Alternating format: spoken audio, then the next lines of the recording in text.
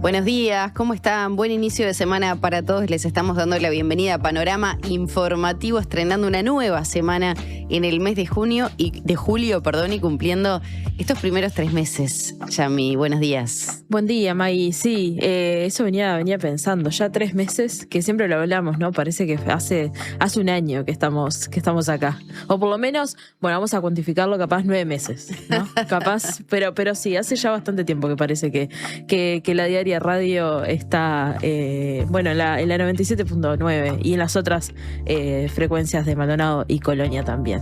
Tal cual, en una mañana que empieza muy fría en Montevideo, sobre todo en materia de sensación térmica, más allá de lo que está marcando o que están marcando los termómetros por estas horas, que exactamente son 7 grados 6 décimas, 92% el índice de humedad, pero continúan esas lloviznas, esas precipitaciones intermitentes y sobre todo el viento, ¿no? Que va a alcanzar rachas de hasta 50 kilómetros en la hora, sobre todo acá en las franjas costeras, y hace que de alguna manera la temperatura se sienta por debajo de esos 7, casi 8 grados. Sí, estaba viendo de nuevo el mapa y estamos más o menos a las mismas temperaturas en todo el país, ¿no? Creo que por estos momentos el departamento con las temperaturas más bajas está siendo Paysandú, Sí. Si no me equivoco, con 4 grados, 4,8 grados.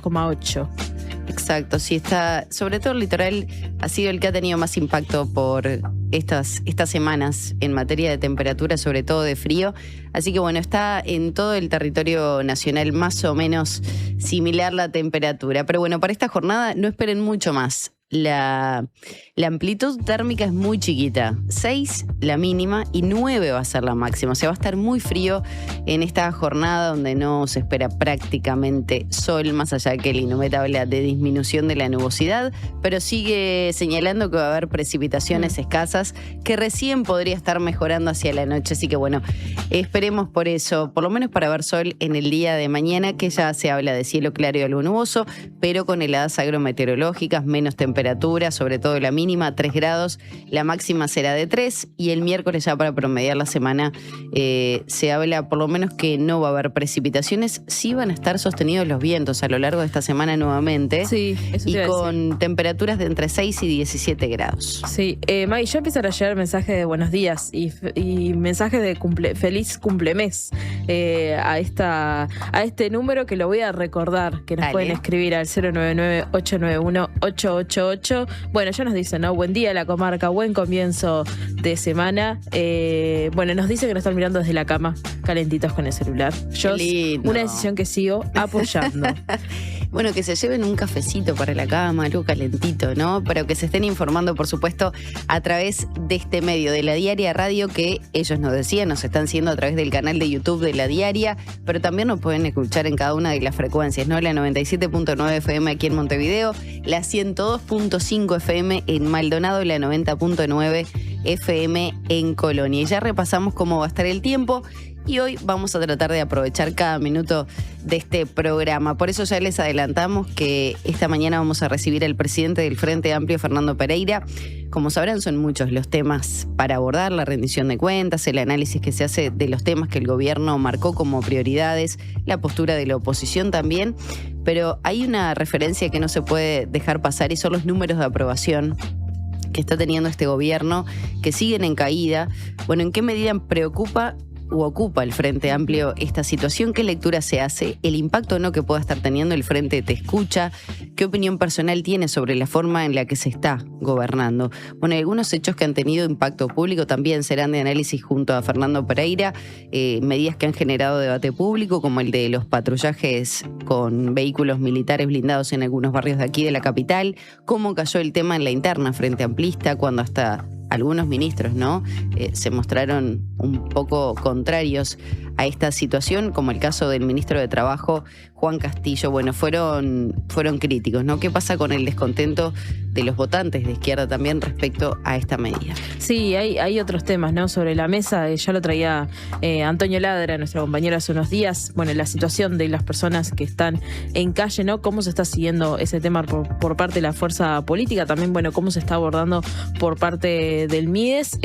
Otro de los temas para abordar con Fernando Pereira son, bueno, los datos de empleo y de la economía en general. Y también una de las cosas que se viene justamente este año es el Congreso del Frente Amplio y las elecciones del partido en las que podría ser reelecto presidente de la fuerza de izquierda, teniendo en cuenta que ya varios sectores han respaldado públicamente su candidatura si es que se vuelve a tirar como presidente y cómo toma también este apoyo. Tal cual, tal cual. Bueno, y más adelante Antonio en su columna nos va a volver a traer un tema central, ¿no? El de las cárceles, el barrio y la violencia, ¿no? Estos tres ejes temáticos que se unen en una sola columna, en definitiva. Las cifras, lo que señalan los especialistas, lo que representa ese circuito que une encierro precario, salida precaria y violencia cotidiana, pero sobre todo si somos capaces de romper ese circuito del que habla Antonio, como siempre muy interesante y que siempre es bueno poder reflexionar y pensar en torno a lo que nos dejan sus columnas. Son las 7 de la mañana con 9 minutos. Es momento de empezar a desarrollar las principales noticias de hoy. De 7 a 9. Panorama informativo. Conducción: Maggie Correa y Yamila Silva. Análisis de Antonio Ladra. Panorama informativo. Titulares.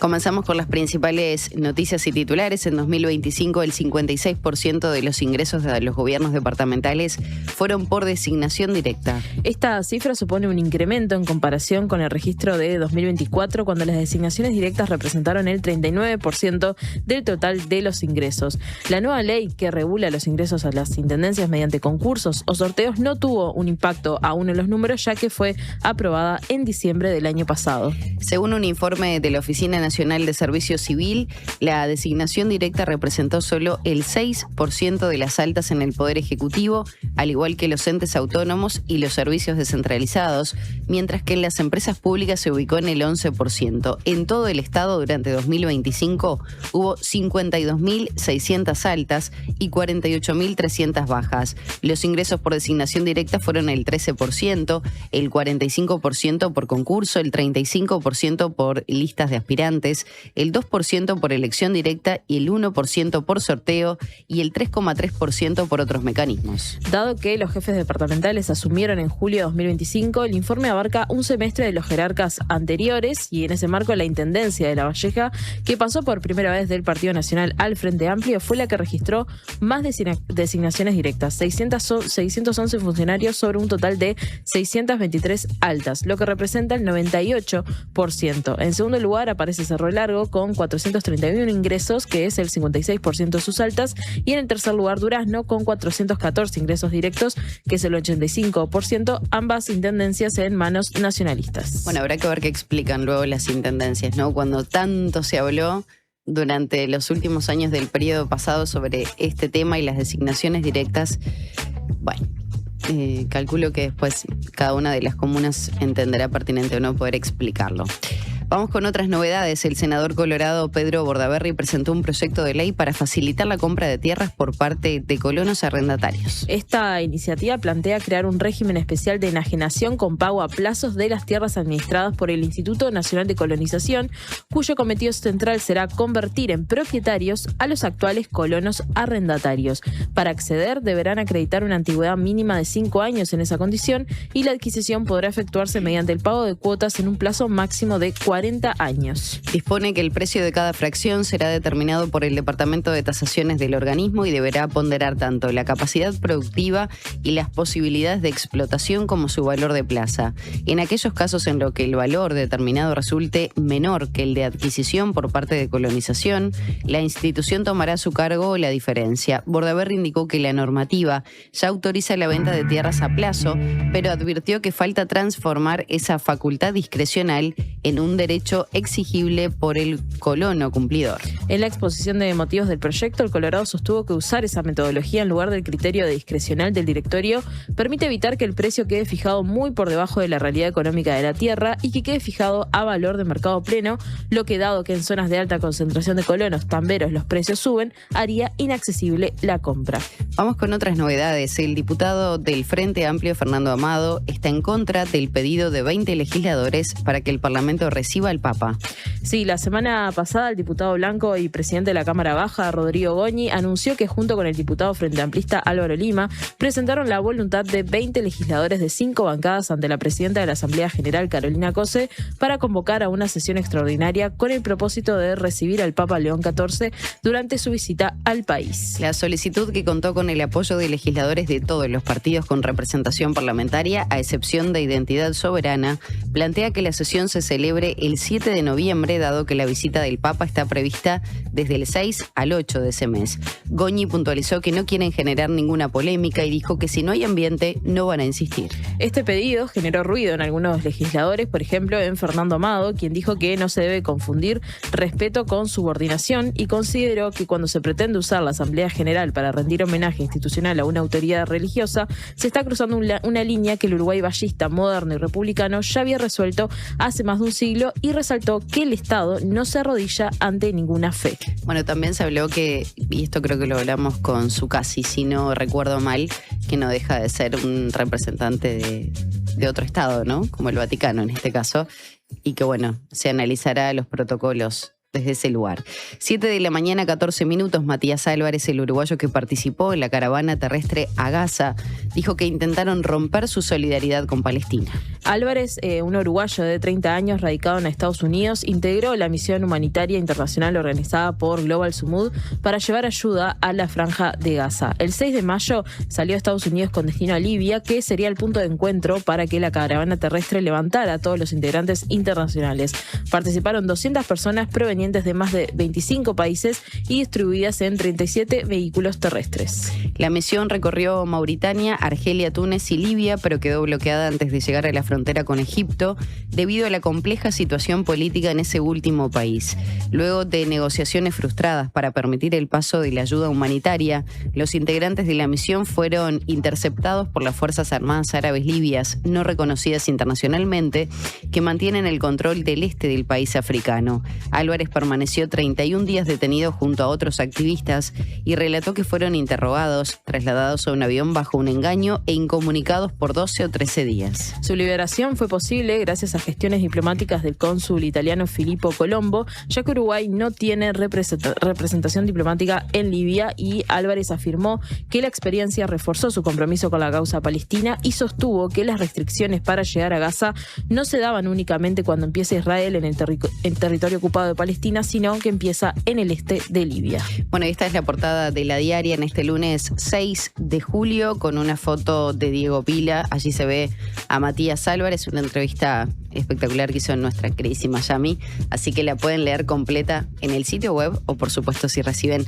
la edición papel. Vamos con otras noticias que también hacen Uruguay, pero el contexto regional.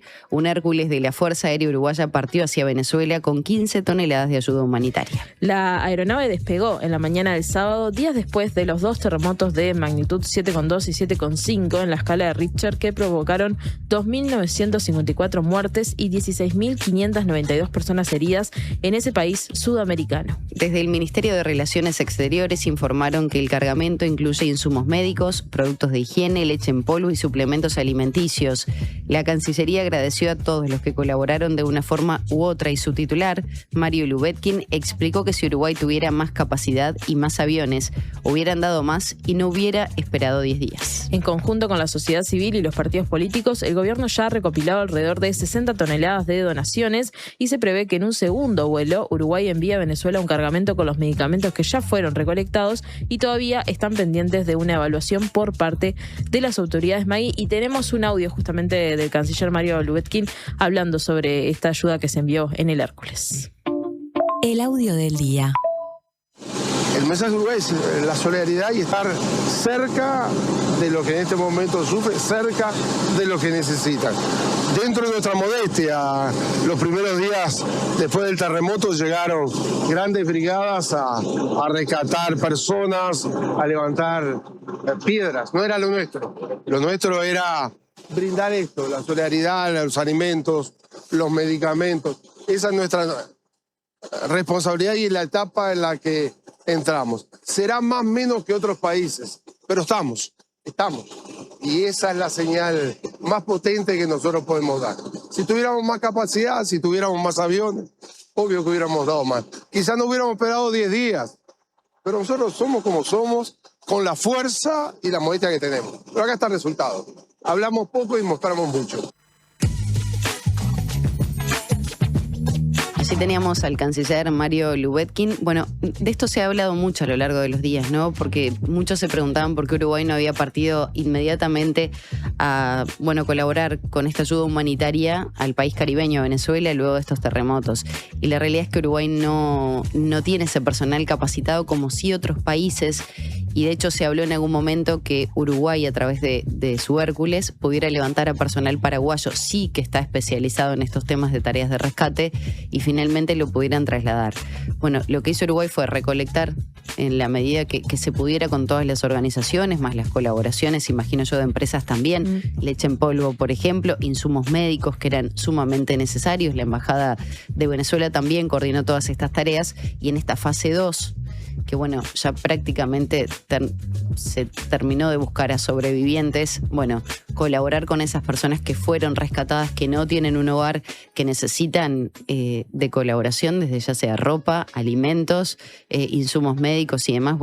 Esa era la fase y de la manera que organizó Uruguay las tareas de ayuda para Venezuela. Reiteramos, ese Hércules que partió el sábado ya entregó todos estos insumos y estaba retornando de nuevo a nuestro país. Y seguimos hablando del canciller Lubetkin, Yami, porque Mario Lubetkin propondrá a la Unión Europea generar una reunión de empresarios del Mercosur y europeos aquí en Montevideo. El jerarca adelantó a La Diaria que este lunes en Bruselas se reunirá con los comisarios europeos del área comercial y propondrá organizar una reunión de empresarios de ambos bloques en Uruguay, que sería la primera en la historia. También propondrá que Uruguay sea anfitrión de la primera reunión del Consejo Unión Europea-Mercosur, creado por el Acuerdo de Libre Comercio y que todavía no se ha reunido.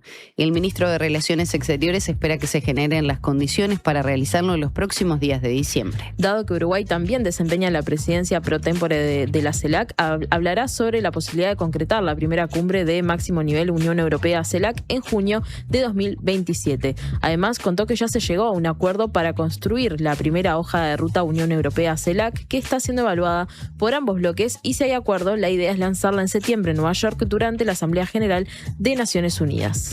Vamos con otros títulos. Tras una reunión con la Organización de Jubilados y Pensionistas, el ministro de Economía y Finanzas, Gabriel Odone, revisará un aumento adicional del 1%. El ministro de Economía y Finanzas, Gabriel Odone, accedió a revisar el aumento adicional del 1% para las jubilaciones mínimas anunciado la semana pasada, y así lo afirmó la secretaria general de la Organización Nacional de Asociaciones de Jubilados y Pensionistas del Uruguay, ONAJPU, Estela Ovelar. De acuerdo con la secretaria general de la ONAJPU, el aumento vería un incremento de 1,5 puntos porcentual y pasará a ser de 2,5% a partir de agosto, lo que se traduciría en jubilaciones mínimas de 21.888 pesos. Ovelar explicó que el incremento propuesto será retroactivo con respecto a este mes, que ya se cobró de la misma manera que se implementó el aumento de 2% otorgado por el gobierno en septiembre del año pasado. También destacó que la cifra, que beneficiará a cerca de 140.000 personas y abarca jubilados de las cajas policial y militar, no será descontada del próximo ajuste anual de pasividades, que será en enero de 2027. Alejandro Sánchez dijo que en la rendición de cuentas el gobierno eligió que la recuperación llegue primero a quien está más abajo. En un video, el secretario de Presidencia señaló que en una de las crisis globales más complejas de las últimas décadas, el gobierno no eligió esperar que algo derramara, sino que tomó decisiones para que la gente viva mejor ahora. Planteó que en Uruguay se tomó una decisión clara de gobernar para la gente, incluso en un contexto donde el crecimiento no es el más alto. Sánchez reparó en que los ingresos de los hogares están en su máximo histórico, el salario real no había sido tan alto en 50 años y las jubilaciones suben por encima de la inflación sin descontar adelantos, en la misma línea que lo dicho por el presidente de la República, Yamandu Orsi, en un mensaje grabado que publicó el jueves. El viernes también se difundió un video del ministro de Desarrollo Social, Gonzalo Sibila, quien destacó una baja del desempleo con respecto al año anterior de 8,2% a 7,5%. También apuntó a la creación de alrededor de 26.000 puestos de trabajo trabajo y la incorporación de cerca de 20.000 mujeres al mercado laboral, además de celebrar la implementación de un programa por parte de su cartera que redunda en el acceso de 3.000 personas a trabajo protegido con formación. Son las 7 de la mañana con 23 minutos. Respecto al uso de blindados en patrullajes, Carlos Negro dijo que no puede haber una opinión desfavorable a la seguridad de la policía. En entrevista con La Diaria, el ministro del Interior dijo que el anuncio sobre la utilización de vehículos militares fue recibido por la población con tranquilidad y no con miedo, y afirmó que la principal necesidad era contar con vehículos suficientemente protectores tanto para los funcionarios como para que los vecinos vean la presencia policial llegando y no quedándose lejos por precaución. El ministro dijo que se está capacitando a policías para manejar los Cóndor y los vehículos se encuentran en un proceso de ploteo y adecuación, aunque dijo que el ideal es comprar vehículos para policías.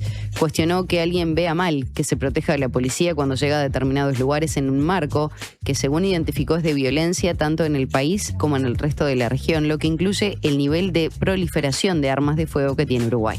Además, señaló que en esos territorios ocurren episodios de violencia, balaceras nocturnas y, según decía el ministro, los gurises no van a la plaza a jugar a la pelota porque tienen miedo de que ocurra una desgracia.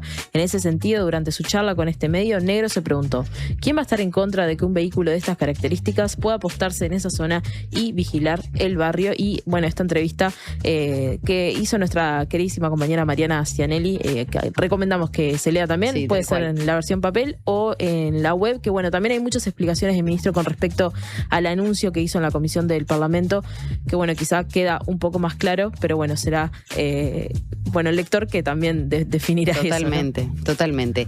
Vamos con otras noticias. Con la mira en el ahorro, diputados oficialistas continuaron analizando la rendición de cuentas junto a los ministerios de Turismo, Relaciones Exteriores, Vivienda y Agricultura. El viernes hubo una extensa jornada de reuniones entre legisladores y autoridades ministeriales. La iniciativa del Poder Ejecutivo entrará en el plenario de la Cámara Baja mañana y el miércoles va a comenzar su tratamiento en la Comisión de Presupuestos integrada con Hacienda.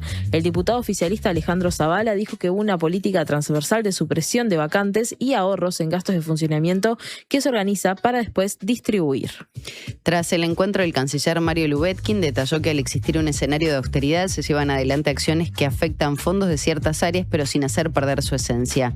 Apuntó que viajes y viáticos van a reducirse en la gestión en general y sobre su cartera en específico planteó que los viajes que se llevan adelante junto con sus eventuales costos tienen que determinar resultados económicos. Dijo que no se puede parar, pero reconoció que las decisiones de austeridad van a afectar la actividad. El ministro de Ganadería, Alfredo Frati, dijo que en su cartera se ordenan algunas cosas y anunció que acordó con los representantes la eliminación del artículo 136 vinculado a la creación de una lista de productores sancionados por el envío de vacunos a faena sin respetar los tiempos de espera luego de la aplicación de medicamentos contra la garrapata. Además, aseguró que a pesar de la quita de $10 millones de presupuesto del Instituto Nacional de Colonización, se va a lograr cumplir el objetivo de comprar 25.000 hectáreas. El Ministerio de Educación y Cultura busca ampliar las propuestas educativas en cárceles mediante redistribución presupuestal en rendición de cuentas. Entre las iniciativas que busca priorizar la cartera se encuentra el Plan Nacional de Alfabetización en Cárceles, para el que se solicitó una partida que excede los 12 millones de pesos uruguayos, monto que también se prevé distribuir hacia la apertura de nuevos centros educativos de capacitación, arte y producción. El director nacional de Educación, Gabriel Quirichi, señaló en diálogo con La Diaria que el acceso a la educación en contextos de encierro continúa siendo un desafío, ya que teniendo en cuenta las cifras actuales de analfabetismo en cárceles, no se está cumpliendo con la educación como derecho en ese contexto. Además, remarcó que las cárceles deberían funcionar como espacios que permitan acceder a nuevas herramientas y conocimientos, con el objetivo de favorecer la reinserción social una vez recuperada la libertad. Según señaló Quirichi, actualmente el programa de alfabetización cuenta con 30 duplas de educadores que concurren 2 veces por semana en los centros penitenciarios. Con el aumento de presupuesto solicitado, planteado a través de una redistribución de recursos a la interna del Ministerio de Educación y Cultura, la proyección es llegar a tener alrededor de 50 duplas y esto, según Quirichi, permitiría llegar a todos los penales del país o, en todo caso, reforzar la atención en aquellos donde la cantidad de jóvenes analfabetos es grande. Cotización de la moneda. Presenta Gales para su servicio de cambio de moneda. El dólar abrirá esta semana a 38.95 a la compra, 41.35 a la venta. El peso argentino 0,020, 0,040 a la venta. El real 7.35 a la compra, 8.60 a la venta. Y el euro 44.65 a la compra, 48.65 a la venta. Presentó Gales, 50 años. El cambio te favorece. Son las 7 de la mañana con 28 minutos. Muchísimos mensajes que están llegando a través de nuestro WhatsApp, que ya estuvo repasando las vías de comunicación.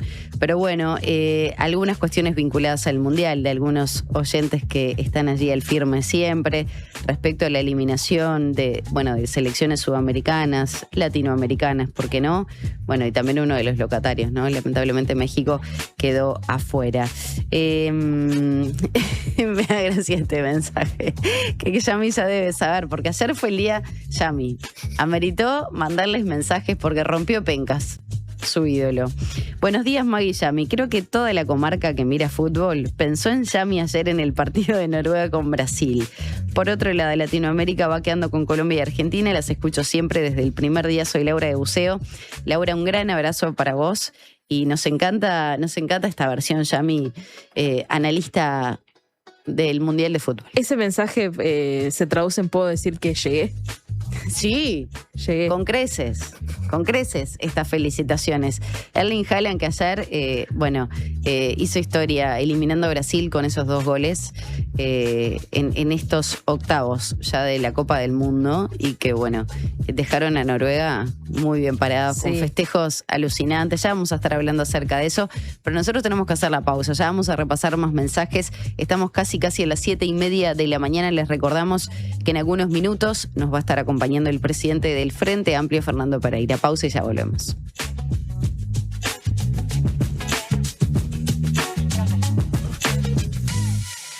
Prevení dolores cervicales y de espalda. Ajustá la altura de la pantalla. Elegí sillas con buena sujeción lumbar. Prevení.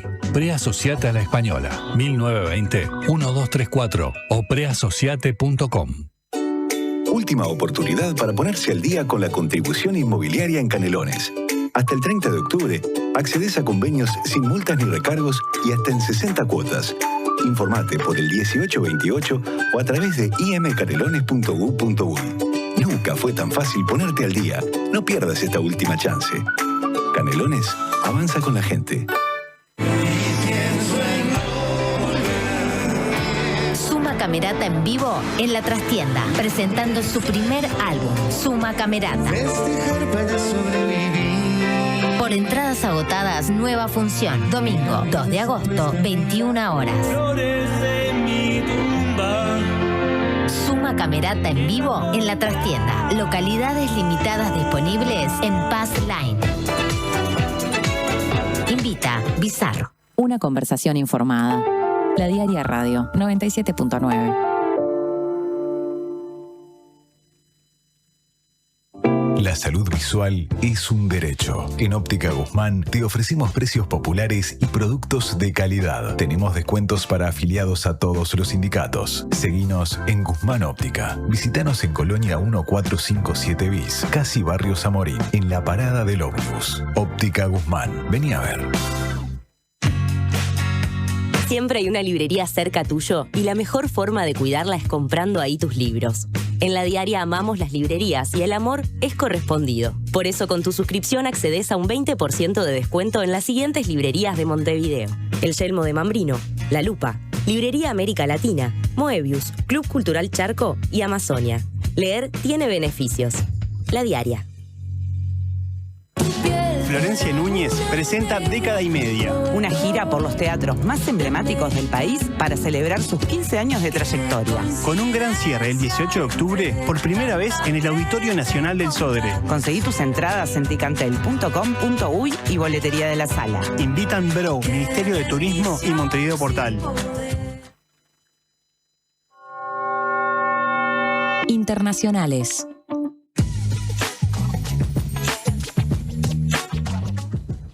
Ya estamos de nuevo aquí con Panorama Informativo. Pasan 32 de las 7 con una marcada prédica anticomunista. Donald Trump lideró los festejos por el aniversario 250 de la independencia de Estados Unidos. El mandatario norteamericano brindó un discurso este sábado en el que remarcó en tono triunfalista el logro inigualable y el potencial ilimitado de Estados Unidos. En clave electoral de cara a los comicios de medio término de noviembre, en los que de acuerdo con los sondeos tiene altas posibilidades de ser derrotado, el líder republicano dijo que su país apenas está comenzando y prometió llevarlo a nuevos niveles. A lo largo de su discurso, Trump aludió a una batalla actual contra el comunismo, un elemento también recurrente en su mensaje para las elecciones de mitad de mandato. No queremos comunistas en nuestro país, afirmó, y calificó a la ideología como un fracaso que siempre lo será.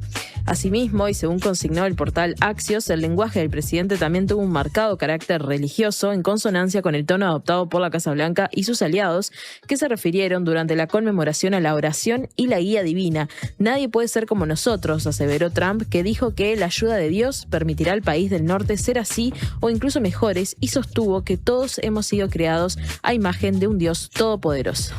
Vamos con otras novedades internacionales. Delcy Rodríguez dijo que la soberanía venezolana permanece inquebrantable tras los terremotos que dejaron más de 3.000 muertos. En el marco de la conmemoración del aniversario 215 de la firma del Acta de la Independencia, la presidenta venezolana encabezó este domingo el acto de graduación conjunta de nuevos tenientes de la Universidad Militar Bolivariana de Venezuela. De acuerdo con lo que informó el diario local El Universal, durante la ceremonia Rodríguez destacó el valor histórico de la fecha y remarcó el compromiso de los oficiales de comando, técnicos y de tropa que actualmente asumen funciones para resguardar la integridad territorial del país. Recordemos que la nación sudamericana sigue afectada por las consecuencias del doble terremoto que afectó mayormente al norte del país, en particular en el estado de La Guaira, el miércoles 29 de junio.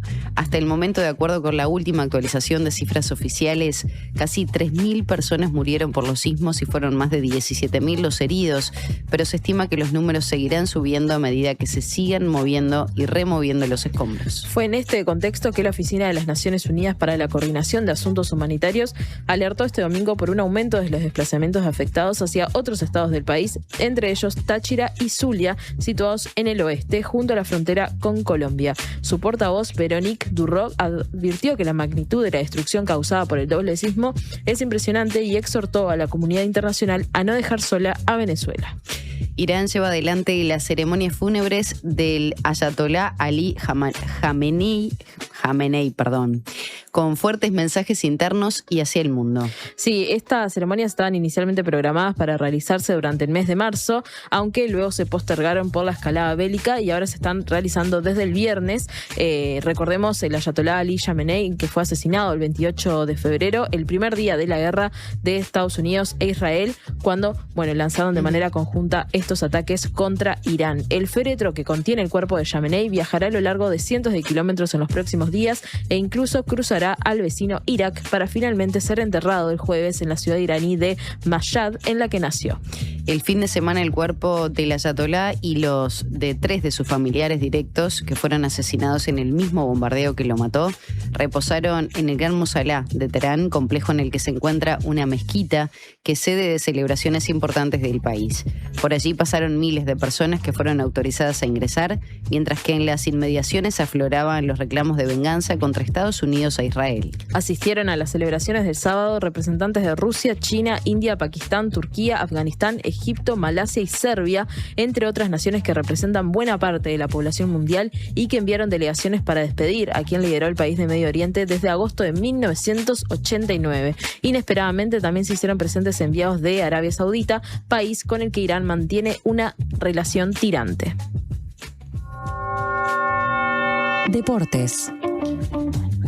7 de la mañana con 37 minutos. Ya vamos a hablar de la Copa del Mundo, pero antes una noticia nacional que se impone porque Uruguay derrotó a Cuba por la Copa Mundial de Básquetbol y avanzó a la segunda fase de las eliminatorias. Uruguay no va a un Mundial de Básquetbol desde 1986, cuando se celebró en España. Qatar 2027 es un objetivo tangible, en gran parte por la gran primera rueda de la Celeste, en la que sumó 5 triunfos en 6 partidos y pasó primera gracias a la diferencia por la que le ganó Argentina de visitante visitante en Buenos Aires. Ahora el equipo dirigido por Gerardo Jauri se cruzará con los 3 clasificados de la zona B en partidos de local y de visitante. El único rival confirmado es Canadá, mientras que los otros 2 se definirán el lunes con la disputa de la última fecha. Todo pinta para que sean Bahamas y Jamaica, aunque Puerto Rico todavía tiene chances si logra una victoria de visitante contra los bahameños. La segunda fase se jugará entre agosto y marzo de 2027 y los 3 mejores clasifican de forma directa al Mundial. Uruguay ya lleva 5 triunfos, con 8 es prácticamente un hecho en la clasificación e incluso con 7, en virtud de la diferencia de puntos que ostenta, también tiene buenas posibilidades. Bueno, y ahora sí, dominio europeo en los 16avos de final de la Copa Mundial de Fútbol. Este sábado comenzaron los encuentros por los 16avos de final del Mundial y aunque aún no se cerraron todas las llaves, ya se perfila el predominio de los seleccionados europeos entre los 8 mejores. Aún así, la fecha del sábado comenzó con una goleada del africano Marruecos que venció 3-0 a uno de los anfitriones, Canadá. La selección africana confirmó su consolidación en la justa mundialista después de haber llegado a semifinales en 2022 y tendrá chances de revancha ante Francia, que venció a Paraguay de forma ajustada. El resultado final de dicho encuentro fue 1-0 con un gol de Kylian Mbappé a partir de un penal cobrado por el llamado del VAR sobre los 20 minutos del segundo tiempo. Por su parte, este domingo marcó la eliminación de 2 selecciones americanas en Brasil y México. La canariña perdió 2-1 contra Noruega, que se clasificó por primera vez a los cuartos de final de una Copa del Mundo gracias a un doblete de Erling Haaland, mientras que México, que jugó de local, perdió 3-2 en un partido en el que Jude Bellingham marcó 2 goles en tan solo 2 minutos. No, impresionante. Tremendo. Y después el de Kane fue de penal. Campañón de México, campañón de Paraguay. Bueno, Brasil tal vez sorprendió un poco por los nombres, las figuras y el peso histórico que tiene su fútbol, pero imponente. Hasta Cabo Verde le hizo gran partido. O sea, en los 90 terminaban en empate. Sí. Digo, porque creo que no tuvimos el peso de análisis suficiente de Cabo Verde, ¿no? De jugó al campeón del mundo de igual a igual. Sí, yo estaba viendo videos de cómo los recibían en Cabo Verde los jugadores. Es como si hubiesen sido campeones. Es divino, Bociña. Y se retiró Neymar, May, también. De la selección. Sí. Bueno, sí, creo que este mundial siempre rompe como con muchos ídolos, ¿no? Ya lo decíamos el otro día, algunos de ellos seguramente sea el último mundial de Cristiano, de Messi, o sea, estamos hablando de ídolos que marcaron una historia en el fútbol mundial. Ya lo habíamos hablado el viernes, creo, pero Luka Modric de Croacia también ya se retiró del mundial. Pero bueno, tenemos que seguir hablando porque Portugal y España roban la atención de hoy, mientras que Estados Unidos va por mantenerse como crédito local ante Bélgica. ¿Qué pusiste en la penca acá? No lo puse nada o no me acuerdo. Me pasó que mira, el resultado de Noruega no lo puse. No. Sí, no. Tienes que ponerte alarma, Yami. Sí, pero bueno, entonces la verdad, o no me acuerdo o no lo puse, así que tengo que ver. Yo creo que puse empate. 1-1. Ah, bueno. Igual este fin de semana no le invoqué un resultado, así que está. Bueno, hablábamos de Portugal y España, que continúan los encuentros por los 16avos de final y uno de ellos marcará la salida de una de las 2 potencias europeas que dejará la competencia mucho antes de lo previsto. Los españoles llegan tras golear a Austria 3-0, mientras que Portugal le ganó en un partido polémico a Croacia 2-1 en los descuentos. Ambos combinados se verán las caras a las 16 en Dallas. Yo lo de polémico también. Yo creo que el gol en offside ese, pasado como 4 minutos del tiempo que había dado de descuento, esa capaz que es la polémica, pero ganó en buena ley Portugal. Sí. Bueno, en tanto a las 21 horas se va a jugar el segundo partido del día en el que Estados Unidos deberá ganarle a Bélgica en Seattle si es que desea llegar a los cuartos de final. Con Canadá y México afuera del Mundial, los norteamericanos son los únicos que pueden sacar la cara por los anfitriones. Sin embargo, el encuentro se ve condicionado por la decisión de la FIFA de suspender una sanción al delantero norteamericano Folarín Balogun, quien acumula 3 goles y recibió una tarjeta roja en el partido anterior. Ahora ya lo vamos a repasar, iba a decir algo, pero te dejo. ¿Lo de Trump? Sí. Bueno, ya se viene, porque según informó The New York Times, el fallo se da luego de que el presidente de Estados Unidos, escuchan bien, Donald Trump, llamara al presidente de la FIFA, Gianni Infantino, todo muy transparente, para que se revisara la sanción. Y además, como eso no bastaba, Trump celebró este domingo en su red social Truth la decisión y agradeció al organismo por corregir lo que definió como una gran injusticia, algo que fue obviamente rechazado públicamente por la Federación Belga de Fútbol a través de un comunicado insólito. Pero sí, bueno, sucede. La verdad me estaba generando dudas que Trump estaba muy tranquilo, muy callado desde que empezó el Mundial, ¿no? Había estado como, en otras cosas. Porque no le interesa el fútbol. Sí, claro, porque no lo entiende, para mí no lo entiende. El soccer no es su deporte. Pero bueno, esto es la verdad que fue bastante impactante y no me sorprendió tanto en realidad, porque es algo típico que podría ser el presidente de Estados Unidos. No salió tanto de las acciones que podría llevar adelante. Y ya nos llegaba un mensaje, Maggie, justamente hablando de eso, que nos decían, de esta vergüenza mundial, de esta llamada de Trump al presidente de la FIFA. Tremendo. Bueno, vamos a volver a nuestro país, vamos a dejar el fútbol. Igualmente nos quedan 2 semanitas todavía por delante para ver quién se consagra campeón. Compartimos noticias del segmento local de La Diaria. Comenzamos por Salto. La unidad 20 del INR mantiene un nivel de ocupación por encima de su capacidad en el sector masculino. Sí, así lo informó a La Diaria el director de esa unidad penitenciaria, el subcomisario mayor Fernando López, que explicó que actualmente conviven 402 internos en un sector que tiene capacidad para alojar a 280 y a los que se suman otros 14 que trabajan en chacras bajo la órbita de la unidad. En tanto, en el sector femenino hay 61 mujeres privadas de libertad con una capacidad de 80, por lo que en ese caso no existe sobrepoblación.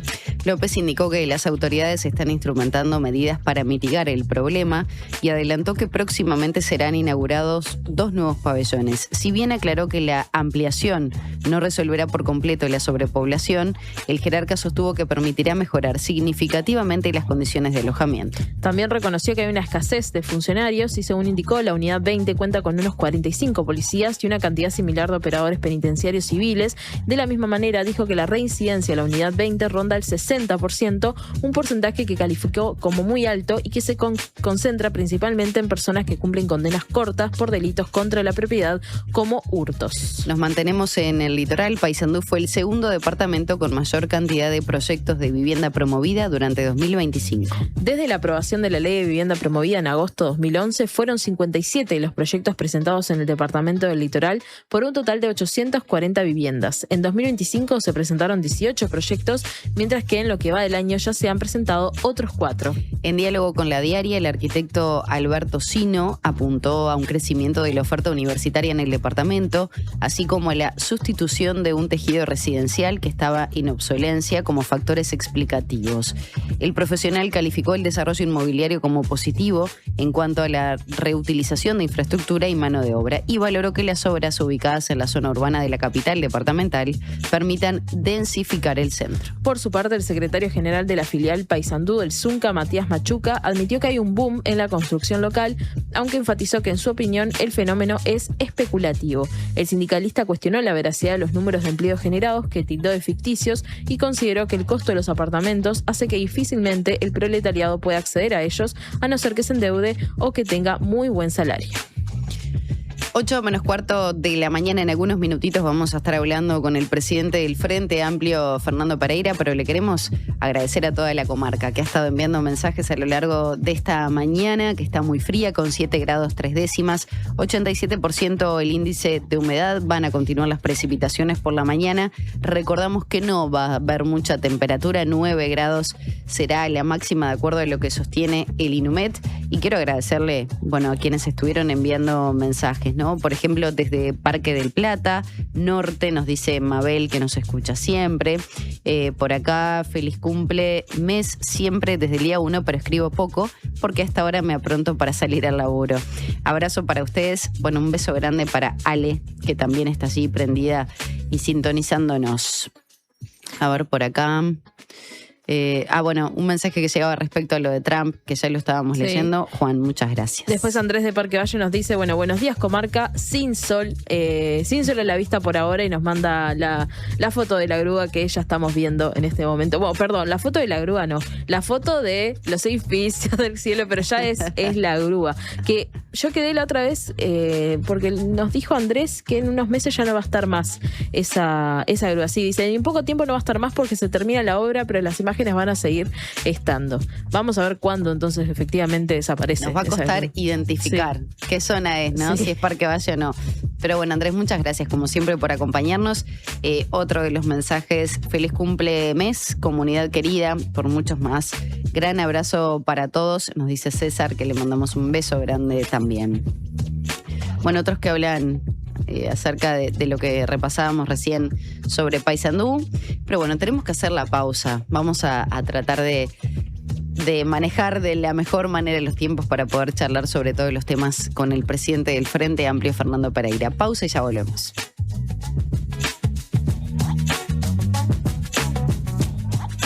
Desde hace 30 años, el Centro de Capacitación de Fundación Itaú forma profesionales que aportan valor a la sociedad uruguaya en el campo de la cultura. Comenzá a formarte en agosto en Gestión de la Producción Artística, una capacitación a distancia, intensiva, ágil y práctica que te permitirá proyectar tu futuro laboral en las industrias culturales. Próximo comienzo, 6 de agosto. Cupos limitados. Más información en www.fundacionitaú.com.uy. Fundación Itaú. 30 años gestionando cultura. Chacra La Martina, donde todo lo bueno sucede. Eventos, celebraciones sociales, empresariales, restaurante y salón de té. Además, hospedaje con ricos desayunos de campo a 20 minutos del centro. La Martina, al oeste de la ciudad. Seguinos en redes. Durante mucho tiempo pensamos que la salud era solo el cuerpo, pero para estar bien es mucho más que eso. Es dormir tranquilo, es poder hablar con alguien cuando algo te pasa, es pedir ayuda cuando la necesitas. La salud mental importa, y tener un lugar donde te escuchen y te acompañen hace la diferencia. Cuidarse es animar a decir, no estoy bien, y saber que del otro lado hay alguien que te escucha. En el Círculo, la salud mental hace la diferencia. Si tu cédula termina en 7, afíliate vos también al Círculo durante todo julio. Llama ahora al 1870 o en circulocatólico.com.uy. En el Círculo, estamos con vos. Cobertura total de asistencia médica. Hola, ¿estás escuchando Diversidad de Opiniones? ¿Estás bien? Estás en la Diaria Radio 97.9.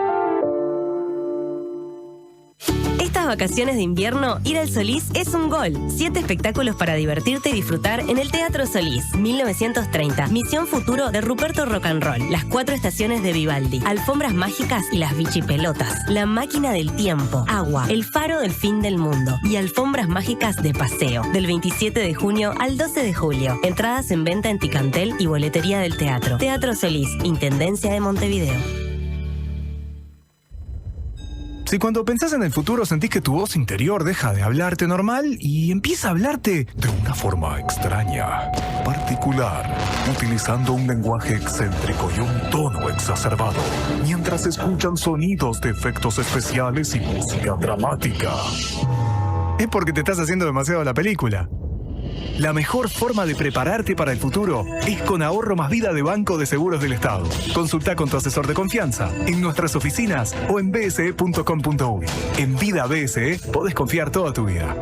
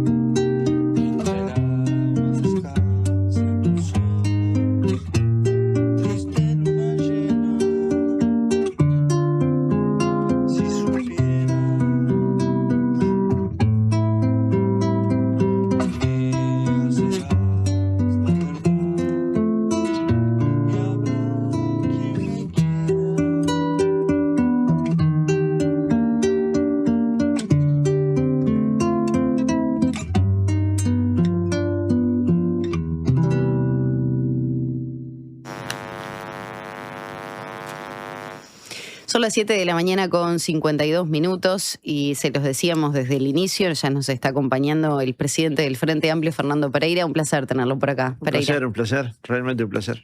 Bueno, ¿cómo ve la realidad? Es muy amplia la pregunta, ¿no? Pero hay cierto descontento, algunas cuestiones de comunicación que, bueno, están teniendo cierto debate público, alguna molestia por parte del uruguayo de a pie, pero también del sistema político.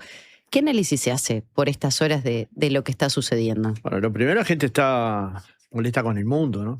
Vivimos en un mundo de una violencia inusitada que a veces despertamos cuando la presión es con el fútbol, ¿no? Cuando hay un presidente que puede presionar hasta el fútbol. Sí, lo mencionábamos y evitar que haya una suspensión, pero que se metió en Brasil por el juicio de Bolsonaro, que invadió Venezuela y secuestró a un presidente, que se metió en las elecciones colombianas, que intervino en las elecciones argentinas diciendo que si no ganaba Milei no otorgaba un préstamo. Entonces, digamos, hay una forma de actuar del presidente de Estados Unidos que se cree presidente del mundo. Y en ese sentido tuvo también en este año y medio lo que desde mi punto de vista fue un genocidio en Gaza y claramente la invasión a Irán, el ataque a Irán, no la invasión, el ataque a Irán que provocó consecuencias en todo el planeta y particularmente en América Latina y ni que hablar en Uruguay. Entonces, lo primero, el contexto global. Es un mundo con enormes problemas de violencia política, con enormes problemas de avasallamiento, con un imperialismo que no tiene, que hasta ahora no ha tenido límite y que amenaza a Cuba a tal punto que lo deja sin combustible, sin ingreso de alimentos. Hay que ser muy cruel para llegar a políticas de bloqueo de ese volumen, a las que nunca se había llegado. Siempre hubo bloqueo, pero ahora es el bloqueo extremo. No dejar llegar, hacer que las empresas que están ahí se vayan, en fin. Y ese descontento se ve reflejado en nuestro país también. Después, naturalmente, hay un descontento. La gente esperaba un ritmo mayor, seguramente, del Frente Amplio, pero yo lo que creo que hay que tener la siguiente calma, es mirar el programa del Frente Amplio y analizar si lo estamos cumpliendo o no. Y si lo estamos cumpliendo, lo que hay es que salir a gestionar políticamente los avances del gobierno, que son importantes, que son profundos y que van en dirección al cumplimiento del programa del gobierno. Y eso es una tarea de la Presidencia de la República, pero también es una tarea del Parlamento, de nuestros parlamentarios y parlamentarias y del Frente Amplio en general, ¿no? Uh-huh. Y en ese sentido, por ejemplo, cuando se habla del programa del Frente Amplio y pensando en concreto en lo que hace a la seguridad, ¿no? Un tema que siempre es sensible, que muchas veces se ha tomado como un botín de guerra prácticamente para las campañas electorales. ¿Se cumple con el programa del Frente Amplio al llevar estos blindados que pertenecen a las Fuerzas Armadas a los barrios? Usted ya ha explicado bastante y ha señalado que bueno, tal vez la comunicación allí falló, porque claramente si hay que salir a explicar 30 veces lo mismo, es porque hay un error de comunicación. Y sin embargo, quiero, respecto al plan del Frente Amplio y sobre todo lo que hace al plan de seguridad pública, cuando se habla de los patrullajes de saturación y las intervenciones militarizadas muestran efectos transitorios y riesgos de desplazamiento o escalonamiento de la violencia.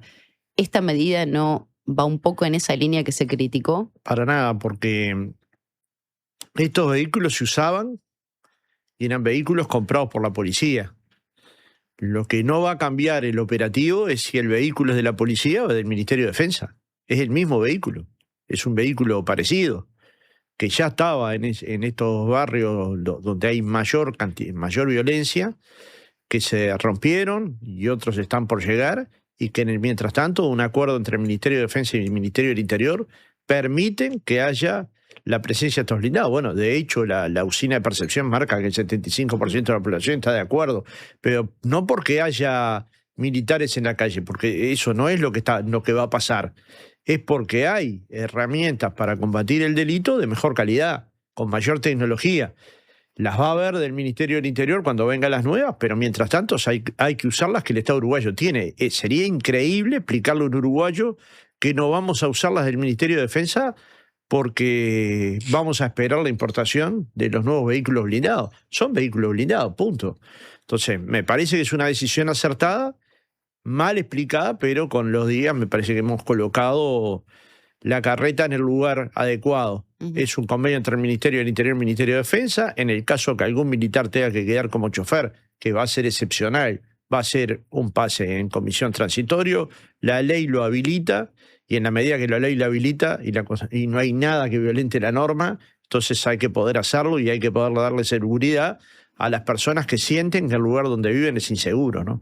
Entonces, esta es parte de la política pública que debería ser parte de una política de Estado, salvo porque lo ven como un botín electoral. Entonces, el tema no es si se puede mejorar o no la seguridad pública, es que pase lo que pase, es un titular de un miembro del Partido Nacional del Partido Colorado, tomes la decisión que tomes, si tenés un plan, si tenés un plan de 400 páginas, leen 400 páginas en 4 horas, en 4 horas comentan 400 páginas.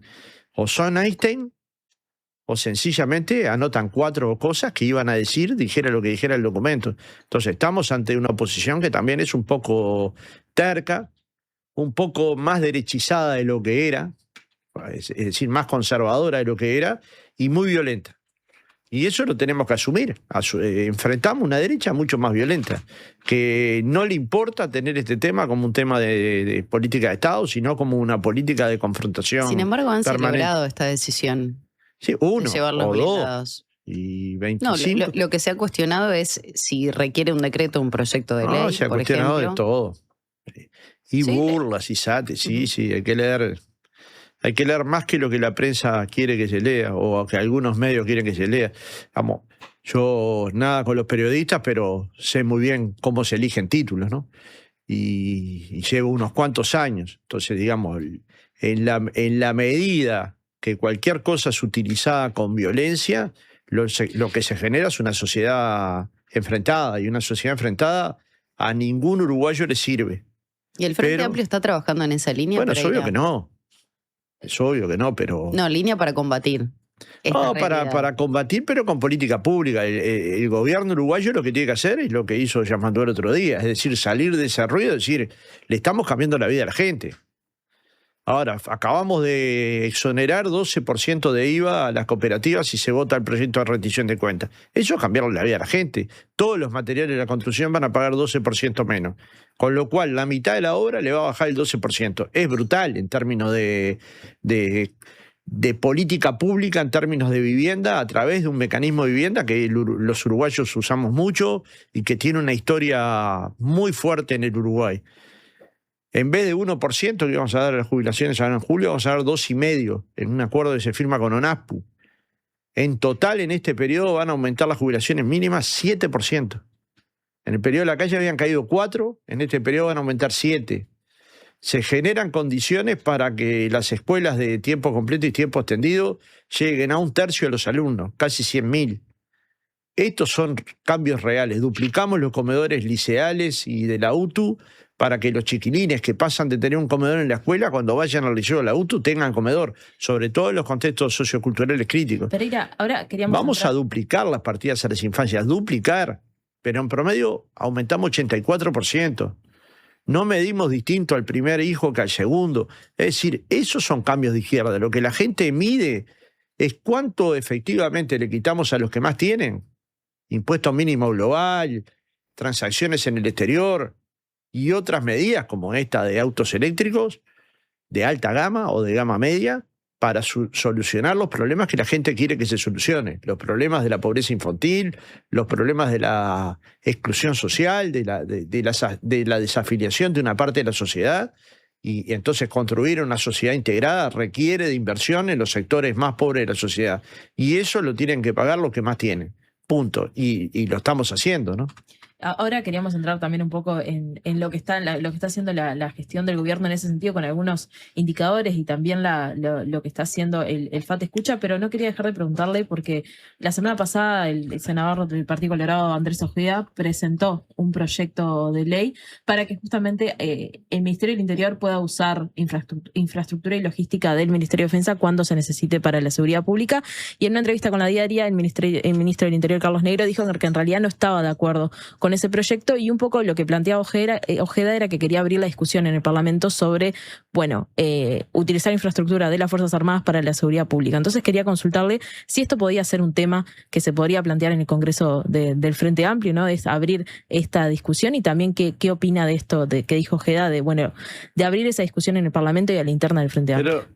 Pero el marco legal actual nos permite usar este tipo de auto, de camioneta blindada, de coche blindado, que da mayor seguridad y permite al mismo tiempo pases en comisión general por el tiempo que lo vaya a usar el Ministerio del Interior. No entiendo por qué el marco legal, más bien la viveza criolla, ¿no? Hay un tema que se está resolviendo, entonces yo digo que precisa un proyecto de ley. Bueno, no, nuestros juristas dicen que no. Digamos, en el caso que se precisara, obviamente no tendríamos problema en discutir. Otra cosa es militarizar. Nosotros no vamos a militarizar la policía, tenemos una policía de élite y si se precisa formar más, habrá que formarla más. Pero pensar que la seguridad la vamos a resolver colocando militares en la calle, hay bastante más que prueba y evidencia en el mundo para saber qué pasa lo que manifestaste vos. Termina habiendo una escalada de violencia mayor a la que se pretendía evitar. Con lo cual, digamos, no creo que este sea un tema de Congreso, pero bueno, la gente define qué discutir, ¿no? ¿Y cree que esto de que el Frente Amplio no va a militarizar la seguridad pública, que ya lo he repetido la semana pasada, en estos días, cree que está claro entre los votantes del Frente Amplio? Sí, creo que sí, pero si no hay que hacerlo.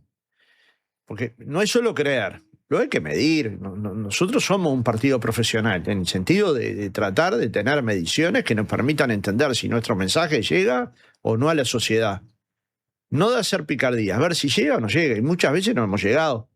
Con lo cual, digamos, hay que estudiar, por lo que entiendo y por lo que responde la gente, no solo en la usina, sino en otras encuestas, la gente está de acuerdo con las decisiones que ha tomado el Ministerio del Interior y este acuerdo con el Ministerio de Defensa. Luego la gente no está de acuerdo, y los militantes de izquierda tampoco, y yo tampoco.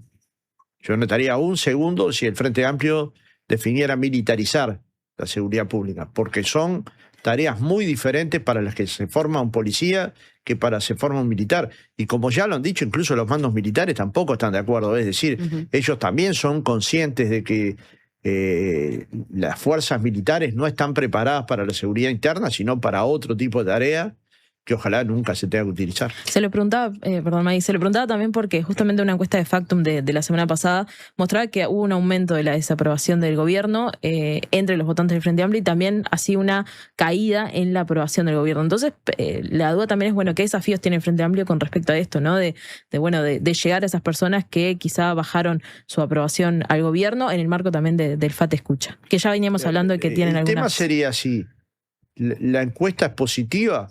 No, es extremadamente negativa para la izquierda y para la derecha del Uruguay, digamos. En general tendemos a hablar de la evaluación del gobierno, pero al costadito las encuestadoras ahora evalúan la oposición, que le va peor que al gobierno. Entonces, digamos, ahí habría que prender luces amarillas por el descontento de las personas en la política. Casi un 30% de los uruguayos no creen en la política. Sin embargo, sigue siendo la segunda pasión, ¿no? Después del fútbol, es la política, el fútbol 42, la política 40... Pero eso no implica que esta no sea una luz amarilla o más que amarilla prendida. Una segunda, nosotros como partido de gobierno asumimos que hay una caída y que es una caída importante y que es una caída no esperada y que claramente no responde a un problema de gestión administrativa del gobierno. Es decir, no responde a que estemos haciendo un mal gobierno. Responde a que estamos gestionando el poder y la política de manera inadecuada. Que yo creo o percibo que empezamos a revertirlo. ¿Lo vamos a poder revertir? Sí. ¿Es reversible? Sí. ¿El Frente Amplio va a llegar en condiciones al Congreso de generar una perspectiva de mediano plazo que le permita al Frente Amplio llegar al 2029 en condiciones de competir proyecto contra proyecto? No tengo ninguna duda. Pero no podemos pensar que esto se va a lograr en un mes, con 3 medidas de gobierno. Esto se va a lograr en 1 año y medio o 2. Y esa es la paciencia estratégica que un partido y un gobierno tiene que tener. Que ¿Qué una es la fuerza paciencia política estratégica que le piden a los militantes? Paciencia estratégica, no, a los militantes no. La paciencia estratégica tiene que tener la dirección, ¿no? En ese sentido, nosotros podemos tener números muy negativos, entonces encerrarnos todo el día, pero en realidad lo que hay que hacer es hablar con la gente. Y hablar con la gente y explicar con paciencia cuál es este proceso de cambio del gobierno de Orsi porque la gente votó un cambio. La gente no votó que nosotros llegáramos y tiráramos todas las estanterías del gobierno anterior, pero la gente votó cambios. Y los cambios se están haciendo. Entonces hay que poderlos poner en valor. Por ejemplo, llegó la calle Pou al gobierno, hizo un ajuste fiscal sobre los salarios, hizo un segundo ajuste fiscal sobre el gasto público. Llegó el Frente Amplio del gobierno, encontró un déficit fiscal igual o peor al que había dejado el gobierno del Frente Amplio, y lo que hizo, ajustó por los ingresos, es decir, por el impuesto mínimo global y por las transacciones en el exterior. No hay un solo trabajador que pague un mango de impuestos, ni un solo pequeño empresario, con lo cual, digamos, tomamos una opción diferente. Y luego, a la hora de volcar los recursos, también tomamos opciones diferentes.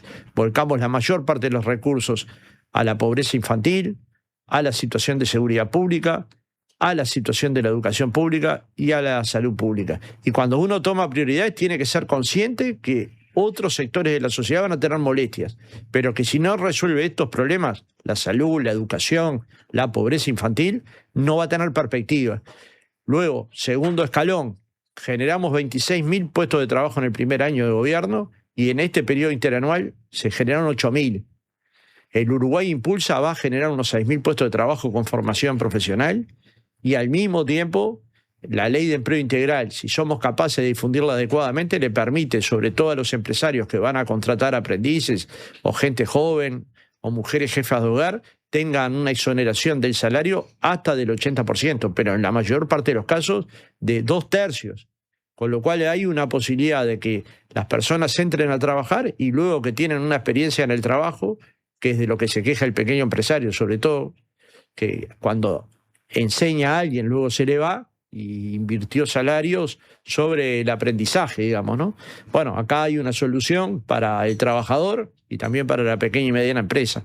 Es decir, claramente, con nuestra mirada en una base social que representamos y que queremos un país con mayor igualdad social. Si hoy uno mira los números de cuánto mejoró la igualdad, cuánto mejoramos la desigualdad que tenía el país, sin duda mejoramos en pobreza infantil, en pobreza en general, en volumen de puestos de trabajo, en aumento salario real, en aumento de las jubilaciones reales, en aumento de las jubilaciones y pensiones reales, en términos reales, las más bajas, las más, ¿no? De 17, de aquella cifra que manejaban, ya está en 21.800 pesos.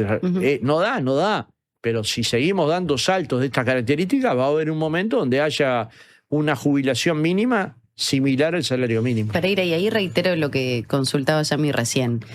¿Por qué entonces no se traduce en una aprobación? Si usted dice, se mejoran las jubilaciones, el salario real, los índices de empleo, el trabajador no tiene descuentos, pero sí se ve en otros rubros, como en los autos eléctricos, por ejemplo, cómo se vuelve a aplicar el IMESI. ¿Por qué no se traduce en decir, bueno, la calidad de vida va mejorando nuestra en todo sentido, hay más empleo, hay más salario, hay mejores jubilaciones, empiezan, bueno, estas partidas para primera infancia que se unifican y se incrementan, baja el gas? ¿Por qué no se traduce en una mejor aprobación por parte del gobierno? Bueno, pues no y ahí la pregunta es, ¿hay errores de comunicación? ¿Hay un problema en la forma de decir del presidente de la República? Y esto es un análisis personal que no sé si lo amerita o no, pero por lo menos se puede hacer una lectura. Se vino de un periodo pasado donde cuando hablaba el expresidente de la calle Pou, se daba un mensaje que por parte de la población podía ser de seguridad, de claridad. Después, si eso se traducía o no en un tema de bienestar para la población, corría por cuenta de cada uno. ¿Puede pasar por allí la forma de comunicar que tenía el expresidente con el actual? ¿No llegan claros los mensajes a la ciudadanía? ¿Qué lectura se viene haciendo? Porque nos cuesta un poco. La modalidad de comunicación ha ido cambiando a lo largo de este gobierno, ¿no? Y a lo largo de nuestra vida. Bueno, pero en poco tiempo se ha cambiado la forma que se ha elegido, ¿no? De comunicar, sobre todo desde Torre Ejecutiva. Pero los uruguayos, ¿qué votamos? Porque siempre es esta pregunta, ¿no? Me dicen, la calle Pou comunicaba bárbaro, pim, pum, pam, terminó el superior, perdió la elección. O sea, tan bien no estaba.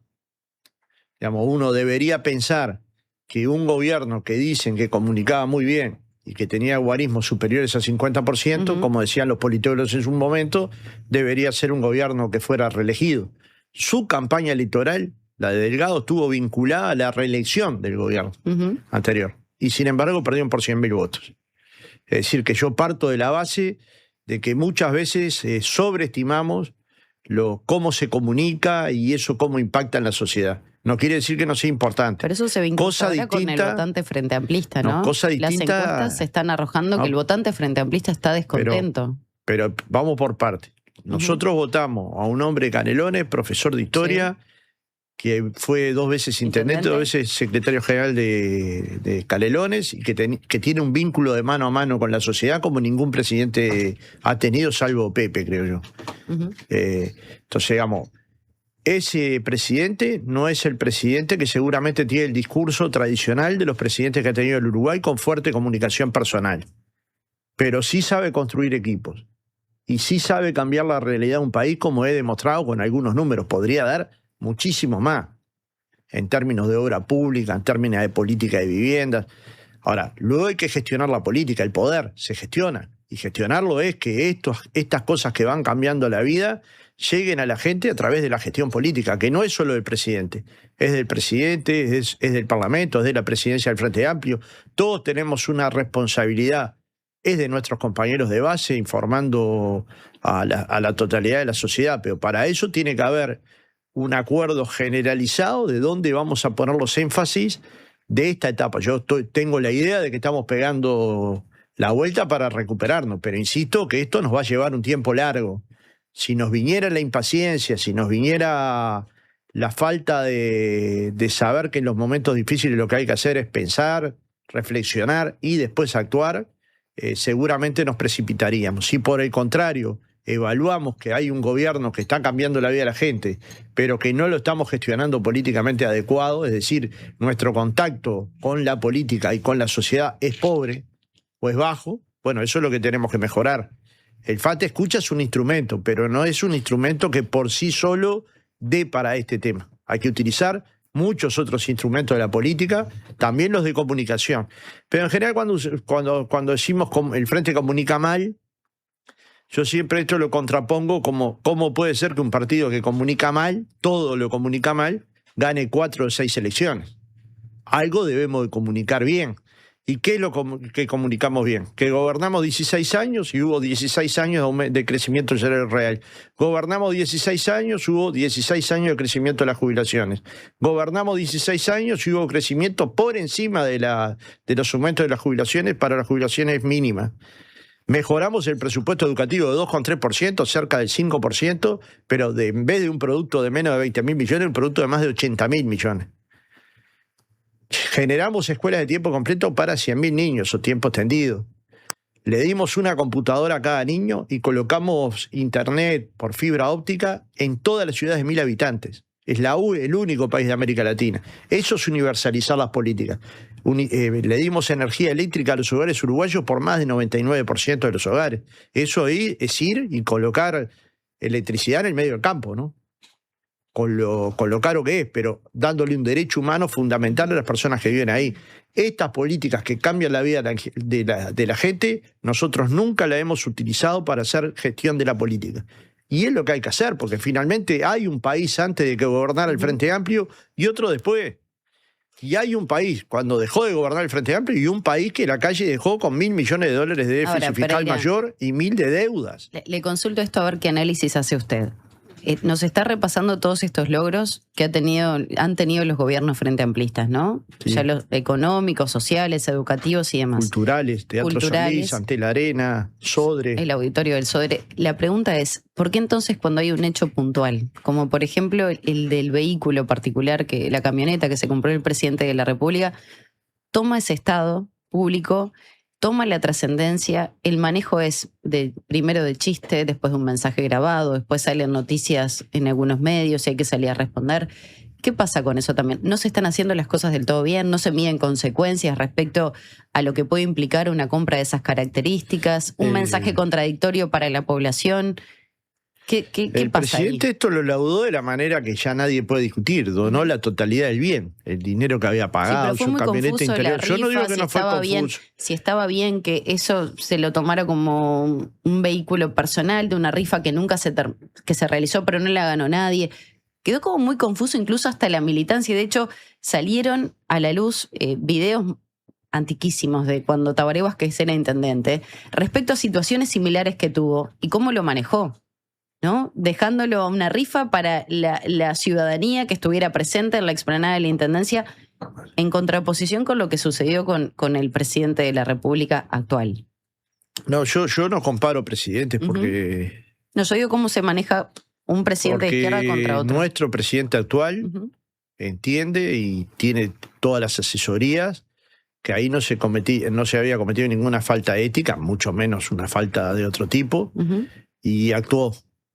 Luego que se entendió que estaba generando un problema enorme, sencillamente donó la camioneta entera. Para mí ahí terminó el tema. Yo no voy a hablar de la camioneta más y no voy a hablar ahora tampoco. No. El tema es si eso en particular quedó claro, molestó al Frente Amplista de a pie. Yo no digo que no. Y es lógico que lo moleste porque la vara ética del Frente Amplismo es una vara ética muy alta. Pensemos en el periodo anterior, cómo empezó. Había espionaje, seguimientos a dirigentes sindicales. Bueno, ni Dios sabe, porque Fossati acordó con Astesiano. Astesiano ya pagó, yo no tengo nada en contra de Astesiano. Pero lo cierto es que empezó con eso, rompieron un expediente público, no se sabe de qué manera le entregaban el puerto a Catornatí, pero no de la manera que nos hubiera gustado a nosotros. Tuvo que sacar a la mayoría de los ministros por distintas acciones, es decir, y parece no haber pagado. Sin embargo, cuando fuimos a las urnas, como dije, el Frente Amplio ganó por 100.000 votos y algunos miembros del Partido Nacional no lo pueden admitir, digamos. No pueden admitir que 20 de los 30 años de este siglo los gobierna la izquierda, no lo pueden admitir. Mucho más en un momento donde hay vientos conservadores en la región. No mira, las últimas 8 elecciones, salvando la de Uruguay, la ganó la derecha y en general la derecha más radical, ¿no? En Colombia la extrema derecha, en Chile la extrema derecha, en Ecuador una derecha violenta y extrema. Entonces digamos que en Uruguay pase esta cuestión es un tema que no han hecho terapia, que lo viven con dolor, que lo sufren. Y al mismo tiempo el Frente Amplio está cambiando la vida de la gente. Al ritmo que puede, pero la está cambiando. Y eso hay que ver con esta paciencia que planteé al principio, que en 1 año y medio vamos a estar en mejores condiciones y seguramente cuando lleguemos a la campaña electoral vamos a hacer un proyecto alternativo al proyecto conservador, que es nuestro objetivo siempre. Si hay 2 proyectos del país, que el nuestro quede claro.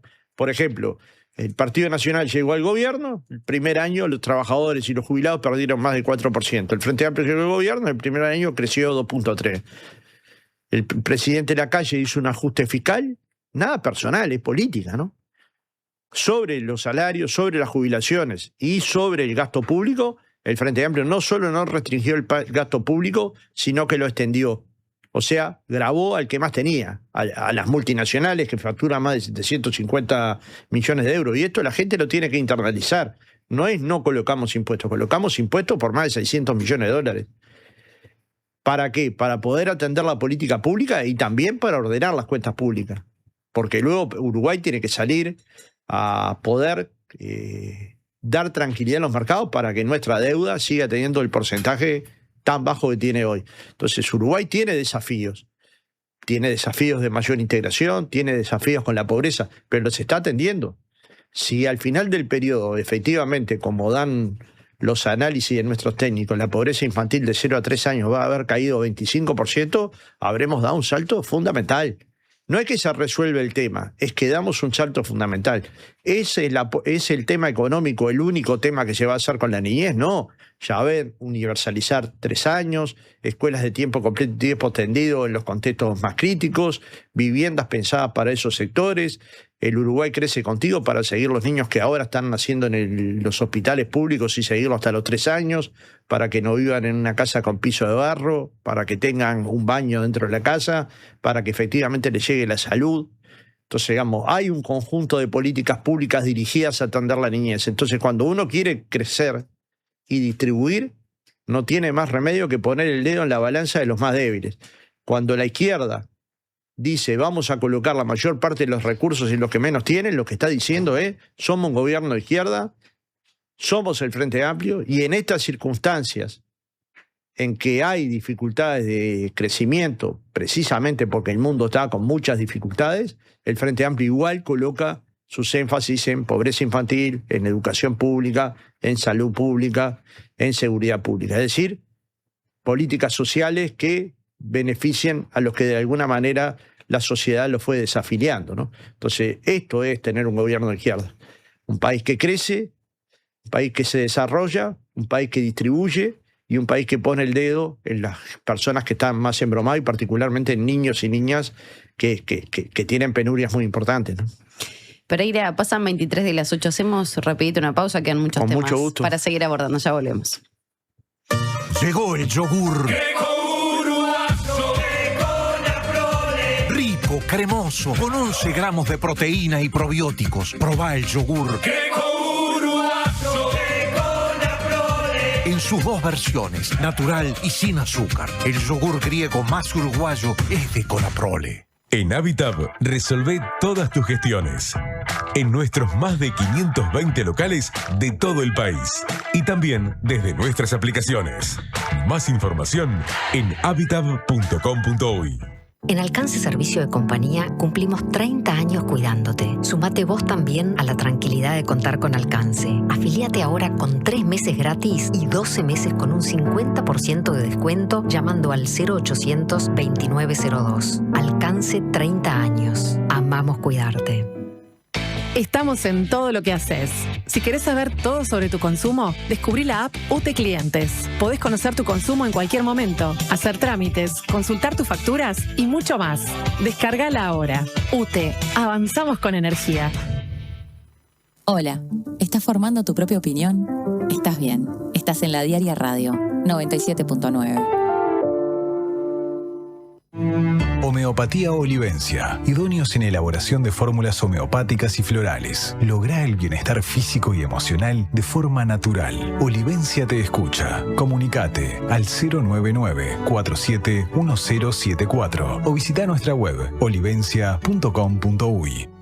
Gracias por escucharme. Muchas gracias por explicarme. Gracias por toda la ayuda. Estas son palabras recientes de nuestros pacientes, pero los agradecidos somos nosotros, porque tu elección nos hace superarnos cada vez más y ser la mutualista con los mejores profesionales del país. En julio, si tu número de cédula termina en 7, vení a un nuevo CASMU. Afiliate en nuestros locales, en la web o a través del 1444. CASMU, estamos para cuidarte. Consulte las condiciones. Cobertura total de asistencia médica. La señal indicará las 19 horas, 30 minutos, 0 segundos.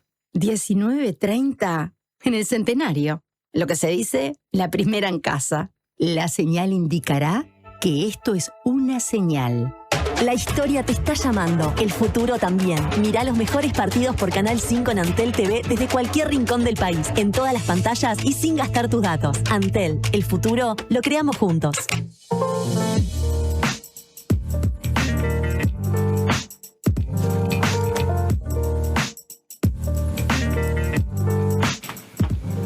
Pasan 26 minutos de las 8 de la mañana, seguimos dialogando con el presidente del Frente Amplio, Fernando Pereira. ¿Qué le pareció la rendición de cuentas en términos generales? Ya hablamos mucho del diálogo social, de lo que hace a estas partidas para primera infancia particularmente, de esas modificaciones que pueden llegar a tener un impacto de una reducción del 25% de la pobreza infantil. En líneas generales, ¿cómo la vio? Muy positiva y de nuevo en dirección con el programa del Frente Amplio.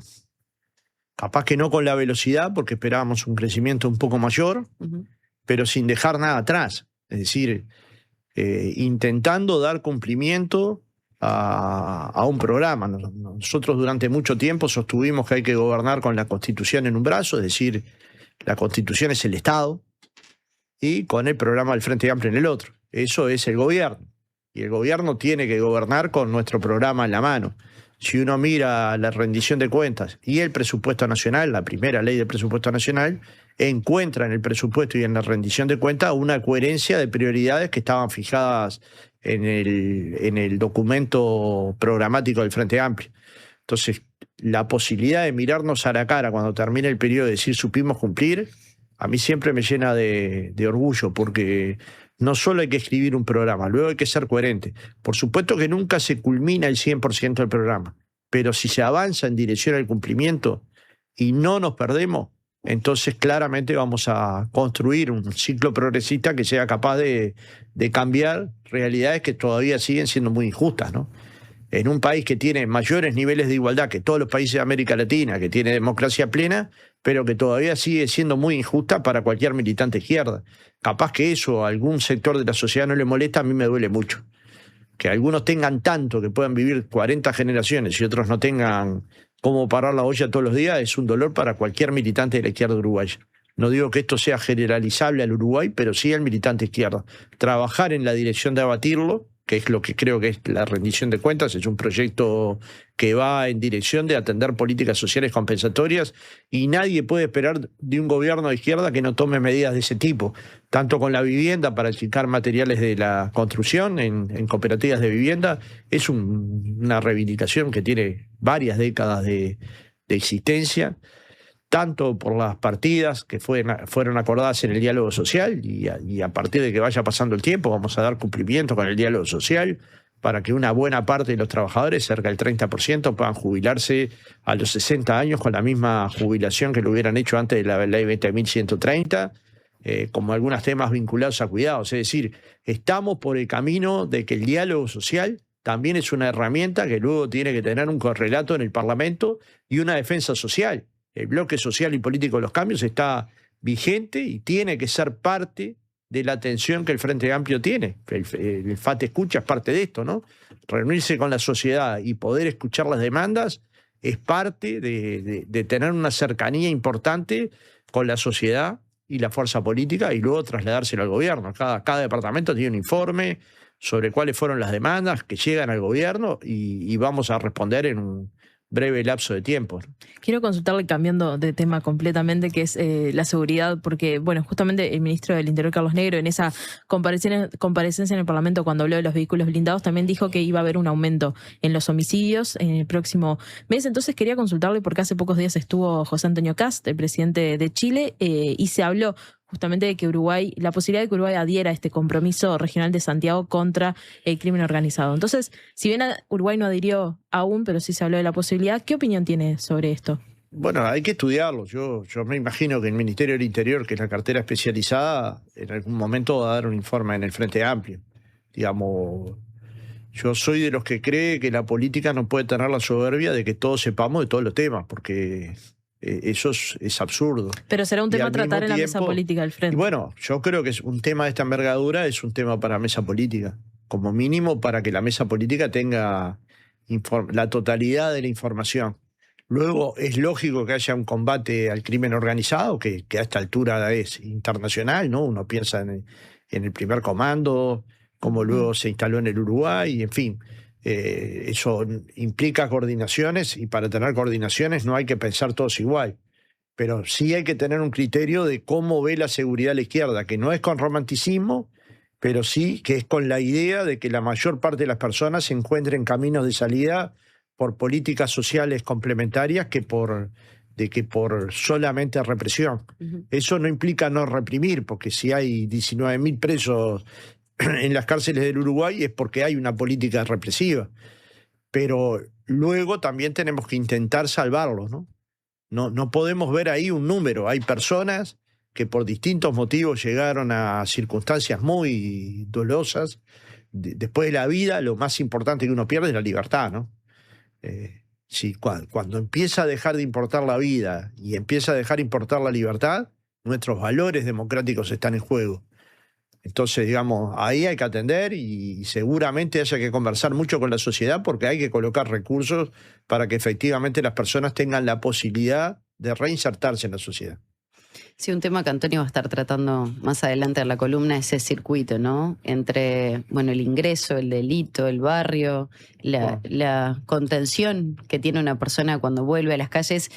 Y en esa línea le quiero preguntar por el abordaje y el análisis que se está haciendo de las personas y los nuevos programas, las estrategias para, bueno, poder mejorar la vida de esas personas que están en situación de calle de a poco, con un trabajo que se desarrolló durante todo un año. pero que bueno, también a corto plazo se siguen viendo personas durmiendo bajo nylon en determinadas zonas de Montevideo en particular. ¿Cómo se viene siguiendo desde el Frente Amplio eso, Pereira? La emergencia ha sacado a la mayor parte de las personas de la situación de calle. Eso es así, es indiscutible. Solo personas muy necias, como las que le contestaron a Blanca Rodríguez, pueden decir que eso no está sucediendo. Yo vivo en la esquina del IABA, digamos. Debe ser la esquina con mayor personas en situación de calle de Montevideo. Y hoy no hay. Excepcionalmente aparece alguno y rápidamente se toman decisiones. Y eso es algo que había que hacer como emergencia. Pero al mismo tiempo se están buscando la posibilidad de hogares con ayuda social, es decir, que les permita vivir sola. Al mismo tiempo se están buscando fuentes de trabajo. De hecho, ya hay una cantidad de personas en situación de calle trabajando. Y al mismo tiempo se están buscando alternativas, sabiendo que este tema no se resuelve chasqueando los dedos, porque si estos temas los tiene Europa, los tiene Estados Unidos, los tiene el primer mundo, ¿cómo nosotros podemos creer que los vamos a eliminar de un año para el otro? Vamos a intentar bajar la cantidad, a intentar que duerman bajo techo y a intentar que se reincorporen a la vida social, porque finalmente detrás de cada una de estas personas hay un drama distinto. Hay problemas de enfermedades crónicas que los persiguen, hay problemas de consumo problemático de drogas duras, como la pasta base y otras, hay problemas de vínculo, hay problemas de gente que no sabe, que no ha podido vincularse a lo largo de su vida, y cada uno de estos problemas requiere una respuesta personal, y son 13.000. No es que es un número muy pequeño de personas que uno los puede tomar. Lo vamos a intentar resolver sin duda, pero nuestro objetivo es ir bajando esa cantidad de personas en situación de calle para que en algún momento no haya. Ya inclusive hay en el interior del país, uno puede decir hay poco, porque en algunos lugares hay 14, en algunos lugares hay 20, en algunos lugares hay 30, pero son dolorosas. Y en todas, el Mides ha tenido una política territorial, es decir, no es que solo miramos lo que está pasando en Montevideo y Canelones, porque acá se concentran la mayor parte, sino mirando todo el país. Y el plan que se presentó es un plan integral, que tiene una política nacional vinculada a la emergencia del invierno, pero que mientras tanto también se siguen aplicando políticas más focalizadas, dirigidas a sacar a personas de situación de calle y que puedan vivir en su propia casa, con su propia familia o con compañeros que les ha tocado transitar por este mismo camino, ¿no? Pero no hay que decir este tema fácil de resolver, porque es uno de los temas más complejos de resolver en el mundo. ¿Las modificaciones en el INR pueden ser una solución? Bueno, es lo que todos defendíamos, ¿no? Pero yo que sé, todos defendíamos el Ministerio de Justicia también. Estaba en el programa del Frente Amplio y en el programa de la coalición. Y cuando lo vamos a tratar de colocar, ya no estamos todos de acuerdo. Todos defendíamos que iba a haber diálogo, ganara quien ganara, ¿no? Porque decían, Delgado decía que era un hombre de diálogo y que iba a convocar a dialogar, pero no fueron al diálogo de seguridad social, fueron desganados todo el tiempo al diálogo de seguridad pública, no quieren participar del Congreso de Educación, o sea, digo que voy a hacer algo que solo lo haría si ganara. Si pierdo, ni un vaso de agua al gobierno, ¿no? Lo hemos visto con el préstamo a la Intendencia de Montevideo para hacer obras, las cosas que han podido explicitar, ¿no? Porque además la derecha ahora se anima a explicitar.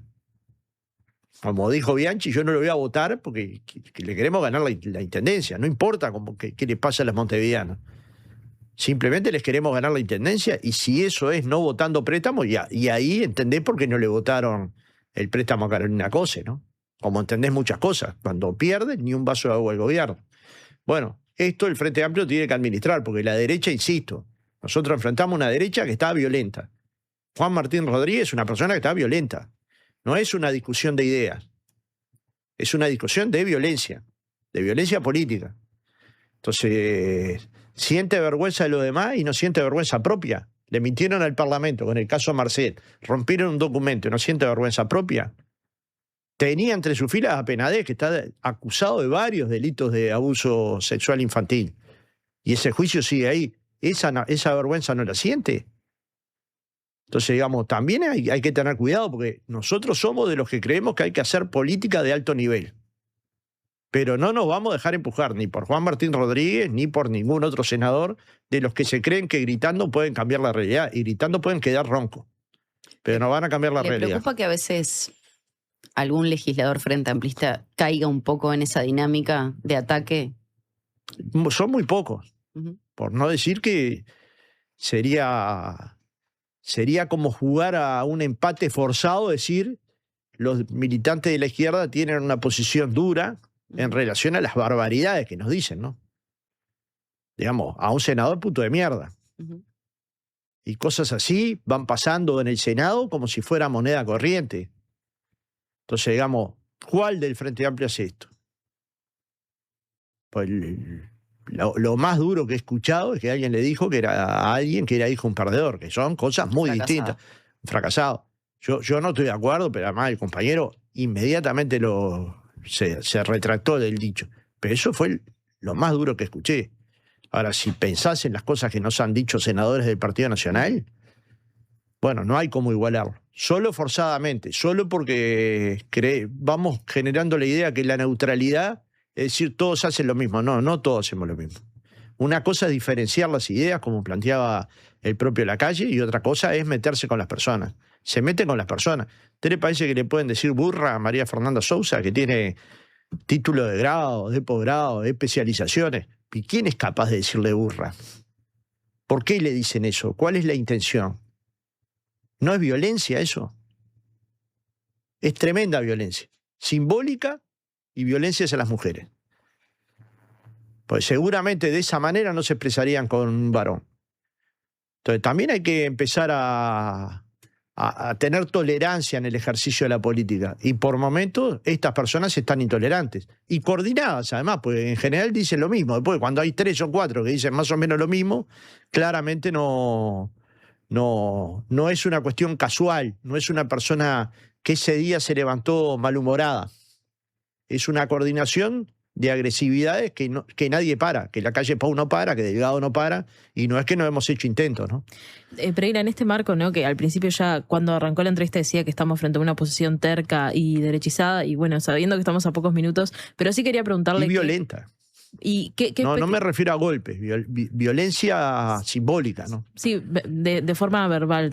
Entiendo que venía por ahí lo que decía, pero ¿cómo ve entonces la negociación en la rendición de cuentas, ¿no? De que, bueno, que justamente el Frente Amplio precisa 2 votos de la oposición para poder aprobar. Bueno, hay que negociar con todos. Y eso es la política. Si no, no habría política. Pero después, si no llegaran a ver los votos, le van a tener que explicar a las cooperativas por qué no va a haber descuento en los materiales, y le van a tener que explicar a las madres de los niños por qué no van a tener las partidas duplicadas. Yo creo que la rendición de cuentas es lo suficientemente potente como para que ningún legislador la pueda mirar de costado sin pagar un precio carísimo. Entonces, digamos, colocamos una rendición de cuentas con ingresos que no genera mayor déficit, con impuestos a los autos de alta gama eléctricos. Es una política que el Frente Amplio mantiene, que haya más autos eléctricos, pero no hay por qué subvencionar un auto, y lo estamos haciendo igual, ¿no? Un auto a combustión paga 23%, acá van a pagar 8 o 6%, hay una diferencia brutal entre uno y otro, hay diferencia también en la patente de rodado, pero ¿por qué tendríamos? El Uruguay está renunciando fiscalmente a 120 millones de dólares por año para que la gente compre autos eléctricos. Yo entiendo que para la clase media hay que mantener esa política, pero luego para el que va a comprar un BMW, para el que va a comprar un Audi, para el que va a comprar un auto de alta gama, hay que tener una política de este tipo. ¿Es esto lo que va a hacer que la persona compre o no compre un auto? Entonces, claramente estoy de acuerdo con la colocación de ese, sin abandonar la política, porque sigue siendo importante ir cambiando la matriz de uso de nuestros autos, de combustión a eléctricos. También hay que ir preparando la estructura, entonces tiene que ser un camino, tiene que ser otra vez con paciencia, porque tiene que haber las suficientes terminales de carga como para que aumente porcentualmente los autos eléctricos. Y eso se está haciendo muy bien desde el Ministerio de Industria. Es decir, es una política que ha tenido resultados, porque casi vendieron el año pasado o algo más por el 40% de autos eléctricos sobre el 100%, ¿no? Esto es un salto importante, Pero al mismo tiempo, si tenés un problema de pobreza infantil, una parte puede salir de ahí. Y eso cualquier uruguayo lo entiende, incluso el que va a comprar el BM eléctrico, ¿no? Pereira, nos quedan apenas unos minutos, ya Apenas estamos 30. casi en una hora de entrevista. O sea, hemos tratado de profundizar en algunos aspectos. Quedan muchos temas, por supuesto, pendientes como siempre, pero respecto a la interna del Frente Amplio, es un año electoral de recambio. ¿Podría suceder o no? Varios sectores lo han respaldado a usted como candidato del Frente Amplio. ¿Podría estar la posibilidad que no hubiera elecciones en caso que hubiera candidatura única y fuera respaldada por el Congreso? ¿Qué información se le puede dar a la elecciones militancia? va a haber. La presidencia del Frente Amplio se puede elegir por dos mecanismos, o por 4/5 del Congreso, que es una mayoría, como se darán cuenta, muy grande, 80% de los congresales, o por una elección. Esto habrá que ver y esperar y tener también paciencia. Yo siento como mucha gratitud y mucho orgullo de que una gran cantidad de sectores importantes del Frente Amplio me hayan brindado el apoyo. Creo que es un apoyo, una gestión colectiva que no pretendió ser nunca una presidencia solitaria, sino una presidencia en equipo, que funcionó con sus presidencias de comisiones asesorándolo, con un secretario político de alto nivel como Daniel Mariño, con una vicepresidenta muy activa como Verónica Piñeiro, y con una mesa política que ha funcionado bien. Y el Frente Amplio logró dar un salto en calidad en los primeros 3 años, y ahora tenemos la responsabilidad de gobernar. Bueno, si nos dieran ese apoyo en el Congreso, claramente sería un apoyo muy valorado, yo creo que no solo por mí, por el Frente Amplismo, pero si no fuera así, la elección es un mecanismo más que válido. Es decir, yo no estoy cerrado a nada. Bueno, pero los sectores mayoritarios le han brindado su respaldo, Sí, ¿no? sí, es así. Incluso Y usted es fuerte para seguir otro yo periodo. estoy al frente de la fuerte fuerza. para eso. Lo que la gente tiene que entender es que no hay segunda pelota, que es una cosa que yo he tratado de... Pero bueno, no siempre la gente cree en lo que uno verbaliza, por eso hay que ponerlo en valor. La presidencia del Frente Amplio es lo suficientemente absorbente y hay que dedicarle la suficiente cantidad de tiempo para que uno quiera dar un salto más en el mismo periodo. Entonces, digamos, yo estoy pensando en cumplir un largo periodo de la presidencia del Frente Amplio y luego que asuma otro, porque también más de 9 o 10 años en la presidencia del Frente Amplio no es lógico. La gente, los sectores, mucha gente de las bases me ha planteado continuar un periodo más. Si esto es así, yo lo voy a aceptar gustosamente, pero no hay ninguna otra posibilidad. Esto es lo que voy a aceptar gustosamente. No porque no sea importante otros lugares del Estado, un ministerio, una banca, sino porque sencillamente creo que en este lugar puedo darle al Frente Amplio cosas que he aprendido en este tiempo, que es mucho tiempo de militancia, no sé cuántos, pero mucho, 38, 39. Entonces me parece que esa experiencia organizativa me ayuda mi pasado me ayuda a poder hacer una presidencia aceptable o buena del Frente Amplio, en equipo, porque yo nunca pensé solo. Luego, me parece que hay que construir nuestra estrategia global y eso supone, insisto, el Congreso del Frente Amplio, que es una instancia fundamental, los días 16, 17 y 18 de octubre, el Congreso Pepe Mujica, y luego ya configurarnos para, con esa paciencia que planteé, construir el Frente Amplio que se necesita para hacer un proyecto alternativo al proyecto de derecha. Pereira, le queremos agradecer muchísimo. Queda pendiente la situación de Venezuela, el apoyo que ha enviado Uruguay, pero bueno, realmente no tenemos más tiempo. Bueno, vendré toda la semana. Bueno, cada tanto no es mala opción tener a los presidentes de cada uno de los partidos, sobre todo en estos momentos cuando, hoy lo mencionó, se cuestiona tanto el sistema político que tener a los referentes de cada sector hace a la realidad de un país, ¿no? Sobre todo democrático, desde una opinión totalmente personal. Muchas gracias. Muchas gracias a ustedes. Cerramos la entrevista con el presidente del Frente Amplio, Fernando Pereira. Hacemos la pausa rapidito, ya sea Antonio. Ártico y Lecker presentan la promo frisados del mes. Durante todo julio bajamos los precios de estos productos. Helado Lecker, 1 litro. Milanesa a la romana. Barritas de mozzarella. Arrolladitos 300 gramos. Ártico y Lecker, juntos en los frisados del mes. Distribuyen Canelones Costa bajo cero. 4376-1640 o 095-235021. Promoción válida durante el mes de julio de 2026 para los productos seleccionados y hasta agotar stock. Buen día, acá Leo desde Colonia, los escucho siempre desde el laburo, gracias por la compañía todas las mañanas, y aprovecho a mandarle un saludo a mi mejor amiga Belu, que estoy esperando que me venda el Swift. Dale, Belu, dale. Cuando compras un Suzuki 0 kilómetro, los futuros compradores vienen incluidos. Lleva el tuyo vos también y asegurate la reventa. Visítanos en suzuki.com.uy o en cualquier concesionario del país. Suzuki te entiende. Desarrolla las habilidades que estos tiempos exigen y transforma cada desafío en una oportunidad. La Escuela de Posgrados de la UCU te ofrece maestrías en Educación, Salud, Políticas Públicas, Ciencia de Datos y Estudios Organizacionales. Escuela de Posgrados de la Universidad Católica del Uruguay. Un mundo de oportunidades. La Diaria Radio, 97.9.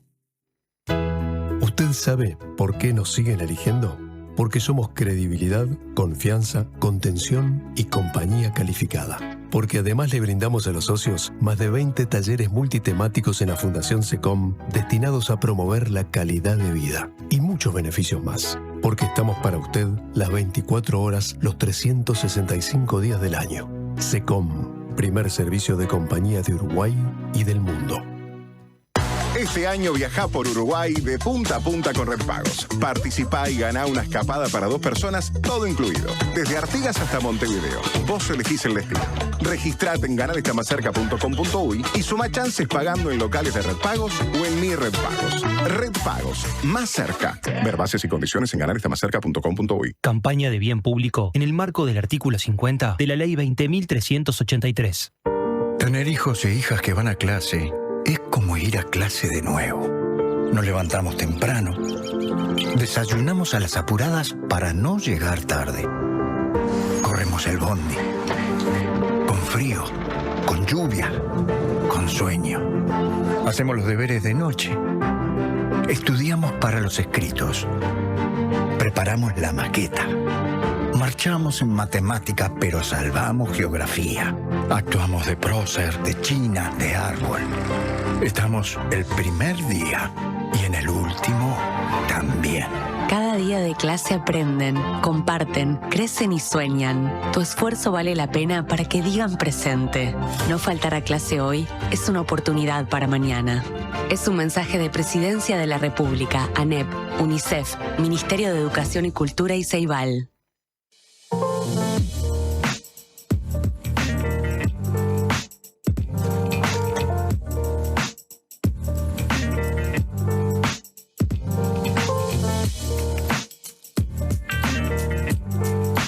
Presenta BHU, tu sueño, tu banco.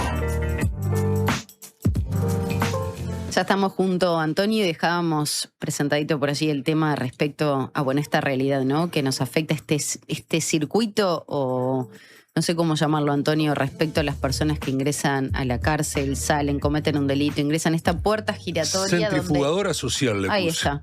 Bien. No está bien, está horrible. Horrible, pero bueno, es una centrifugadora social.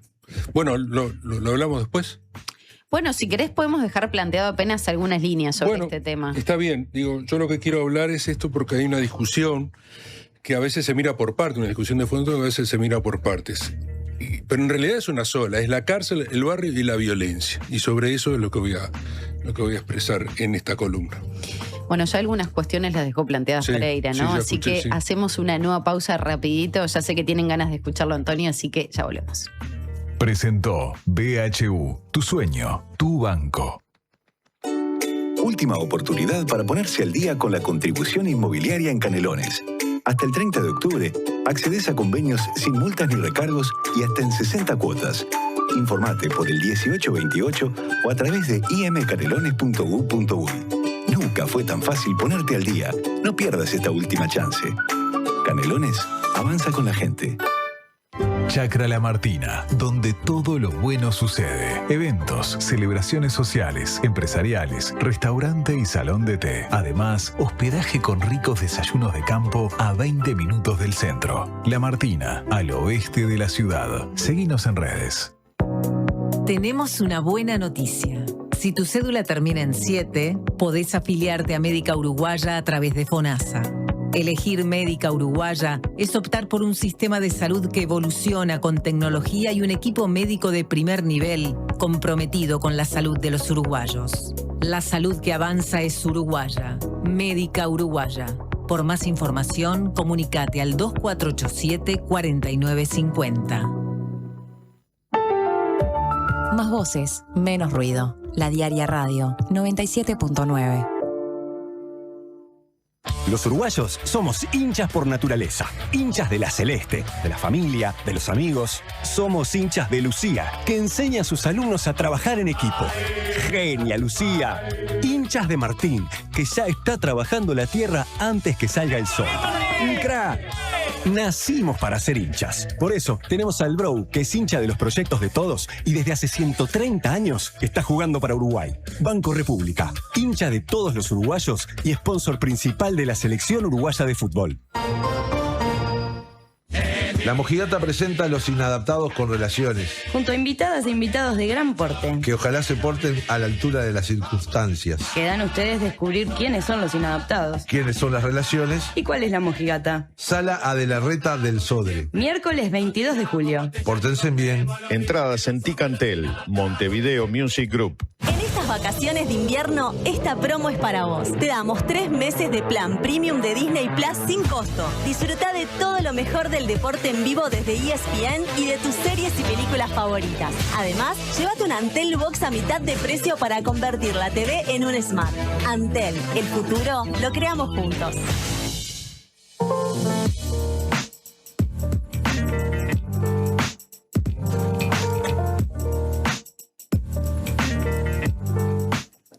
Bueno, Antonio, todo tuyo. Bueno, este espacio. Hablábamos de la cárcel, el barrio y la violencia. A veces se lo mira por partes y en realidad es una realidad que es una sola. Leí 2 entrevistas este fin de semana que me puse al día. El tiempo te ayudó un poco para eso. Una al ministro del Interior, Carlos Negro, que hizo nuestra compañera Mariana Cianelli, y la otra que hizo una ex compañera mía de trabajo, Macarena Saavedra, en búsqueda, Ana Viña, que es la asesora del Ministerio del Interior en materia penitenciaria. Las dos, de distinto modo, dejan la misma impresión. El sistema carcelario ya no puede analizarse solamente puertas adentro. Uno mira la cárcel solamente. Lo que pasa en la cárcel rebota en el barrio y lo que pasa en el barrio termina entrando en la cárcel. Eso ya lo sabemos. Uruguay tiene hoy alrededor de 17.000 personas presas, más de 10.600 liberaciones por año se hacen, o sea que uno empieza a ver que es solamente un sistema que no solamente encierra mucho, sino que también rota mucho. Es lo que le llamo una centrifugadora social, ¿no? Va girando. Y ahí se juega gran parte de la inseguridad, porque la cárcel, cuando está hacinada, como están nuestras cárceles, mal gestionada, mezclando perfiles muy distintos, ahora se está intentando separar, cambiar todo eso, no rehabilita, perfecciona, endurece y muchas veces devuelve a la calle a alguien peor de como entró, porque ya aprendió una cantidad de cosas. Ana Viña marcó 3 líneas de trabajo que vamos a mirar. La primera, endurecer el control sobre los perfiles de mayor peligrosidad. El Vitito Suárez, Fernández Albín, los líderes, sobre todo los líderes más potentes. ¿Con qué? Con unidades de máxima seguridad. No son grandes cárceles, son pequeñas, porque en verdad son pocos, pero que tienen un gran poder sobre el resto de los reclusos. Más tecnología también plantea, más vigilancia y menos capacidad. Eso redunda en que en menos capacidad de operación desde adentro de las cárceles, porque sabemos que también desde las cárceles se envían señales hacia afuera, órdenes muchas veces. La segunda, separar mejor a la población penitenciaria, sobre todo los primarios con penas cortas para evitar que el contagio criminal, el aprendizaje. Y la tercera es salir del falso dilema entre cárcel o nada, incorporando respuestas inmediatas. Sabemos que quienes salen muchas veces, o la gran parte de las veces, no tienen nada para hacer, no los espera nadie, no tienen un trabajo, no tienen dinero, nada, y vuelven a delinquir porque en realidad dentro de la cárcel por lo menos tienen un plato de comida. Entonces se está planteando medidas alternativas y un plan piloto de prisión nocturna para mujeres que cometan delitos, que en realidad las mujeres privadas de libertad siguen siendo una minoría, pero han empezado a aumentar. Hoy están en torno del 9%. Del 9%. En realidad las mujeres cometen menos delitos violentos, y tienen menores niveles de reincidencia. Los niveles de reincidencia están en el 60%. Pero han sido golpeadas por las políticas criminales últimamente, vinculadas sobre todo al narcomenudeo, ¿no? El ingreso de unos gramos de pasta base, lo que fuera, entonces ahí le dan hasta 4 años. Es una cosa muy loco, ¿no? Entonces, ahí hay una discusión que hay que dar. Además, el gobierno ya lo anunció, está en el presupuesto la de la libertad segura, con acompañamiento técnico previo a la liberación. Y empleo protegido para 350 personas una vez que sale, más o menos. Eso es un inicio. Por lo menos es una idea que parece bastante razonable. Y bueno, si el Estado encierra, pero después suelta a las personas, sin trabajo, sin red, sin horizonte, y con el barrio esperándolo, igual que antes, lo que hace no es reinsertar, lo que hace es patear el problema unos meses para adelante y bueno, y nuevamente empieza el circuito. Por otra parte, el ministro Negro, en esta entrevista de Mariana, también agrega un dato político importante que dice: el gobierno anterior dejó un esqueleto de cárceles nuevas, pero sin infraestructura, es decir, sin la dotación suficiente, la infraestructura humana, ¿no? Sin la dotación suficiente para funcionar. Entonces, hay que completar esa reforma. Sí, hay cárceles, hay infraestructura, esqueleto de cárceles nuevas, bueno, pero hay que empezar a ponerle pienso, a poner gente. Para eso se quiere avanzar en la descentralización del Instituto Nacional de Rehabilitación, que está en la rendición de cuentas y que va a ser aprobado seguramente porque todo el sistema político está de acuerdo. Ahora bien, todo esto que se discute en ministerios, hay proyectos, en la rendición de cuentas, pero hay una cosa que es una realidad. El barrio no espera. Y ahí está, me parece, el punto más delicado. Porque el relato de la violencia barrial, el de las motos, el de los tiros, los gurises captados a tiempo completo por la lógica del delito, funciona como una prueba de la realidad. ¿Quieren hacerlo esto con los blindados? Bueno, veremos si eso funciona o no, pero nos recuerda sí que ninguna reforma penitenciaria va a alcanzar por sí sola si no se conecta con políticas sociales. Acá está lo clave. Se necesita educación, salud mental, tratamiento de adicciones, presencia firme del Estado en los territorios. No vale la pena, no sirve de nada entrar e irse, estar una semana, 15 días e irse. Junio cerró con 31 homicidios. Dato extraoficial, absolutamente. Hay muchos que están allí que no se sabe, son datos oficiosos. Y ese número, más que un tema estadístico, habla de otra cosa. Habla de ¿qué? De una sociedad violenta que demasiadas veces dirime los conflictos de peor manera. Por eso el tema no es solamente cuántas cárceles se construyen, ni cuántas plazas se agregan, ni cuánta tecnología se compra. El tema es si Uruguay va a ser capaz de romper ese circuito de encierro precario, salida precaria y violencia cotidiana. Porque si ese circuito no se corta, la cárcel va a seguir siendo parte del problema y el barrio va a seguir pagando la cuenta por eso. Antonio, gracias. Dale, importantísima esta reflexión. Nos quedamos pensando todos como siempre. Yami, hasta mañana. Hasta mañana. Que pasen bien.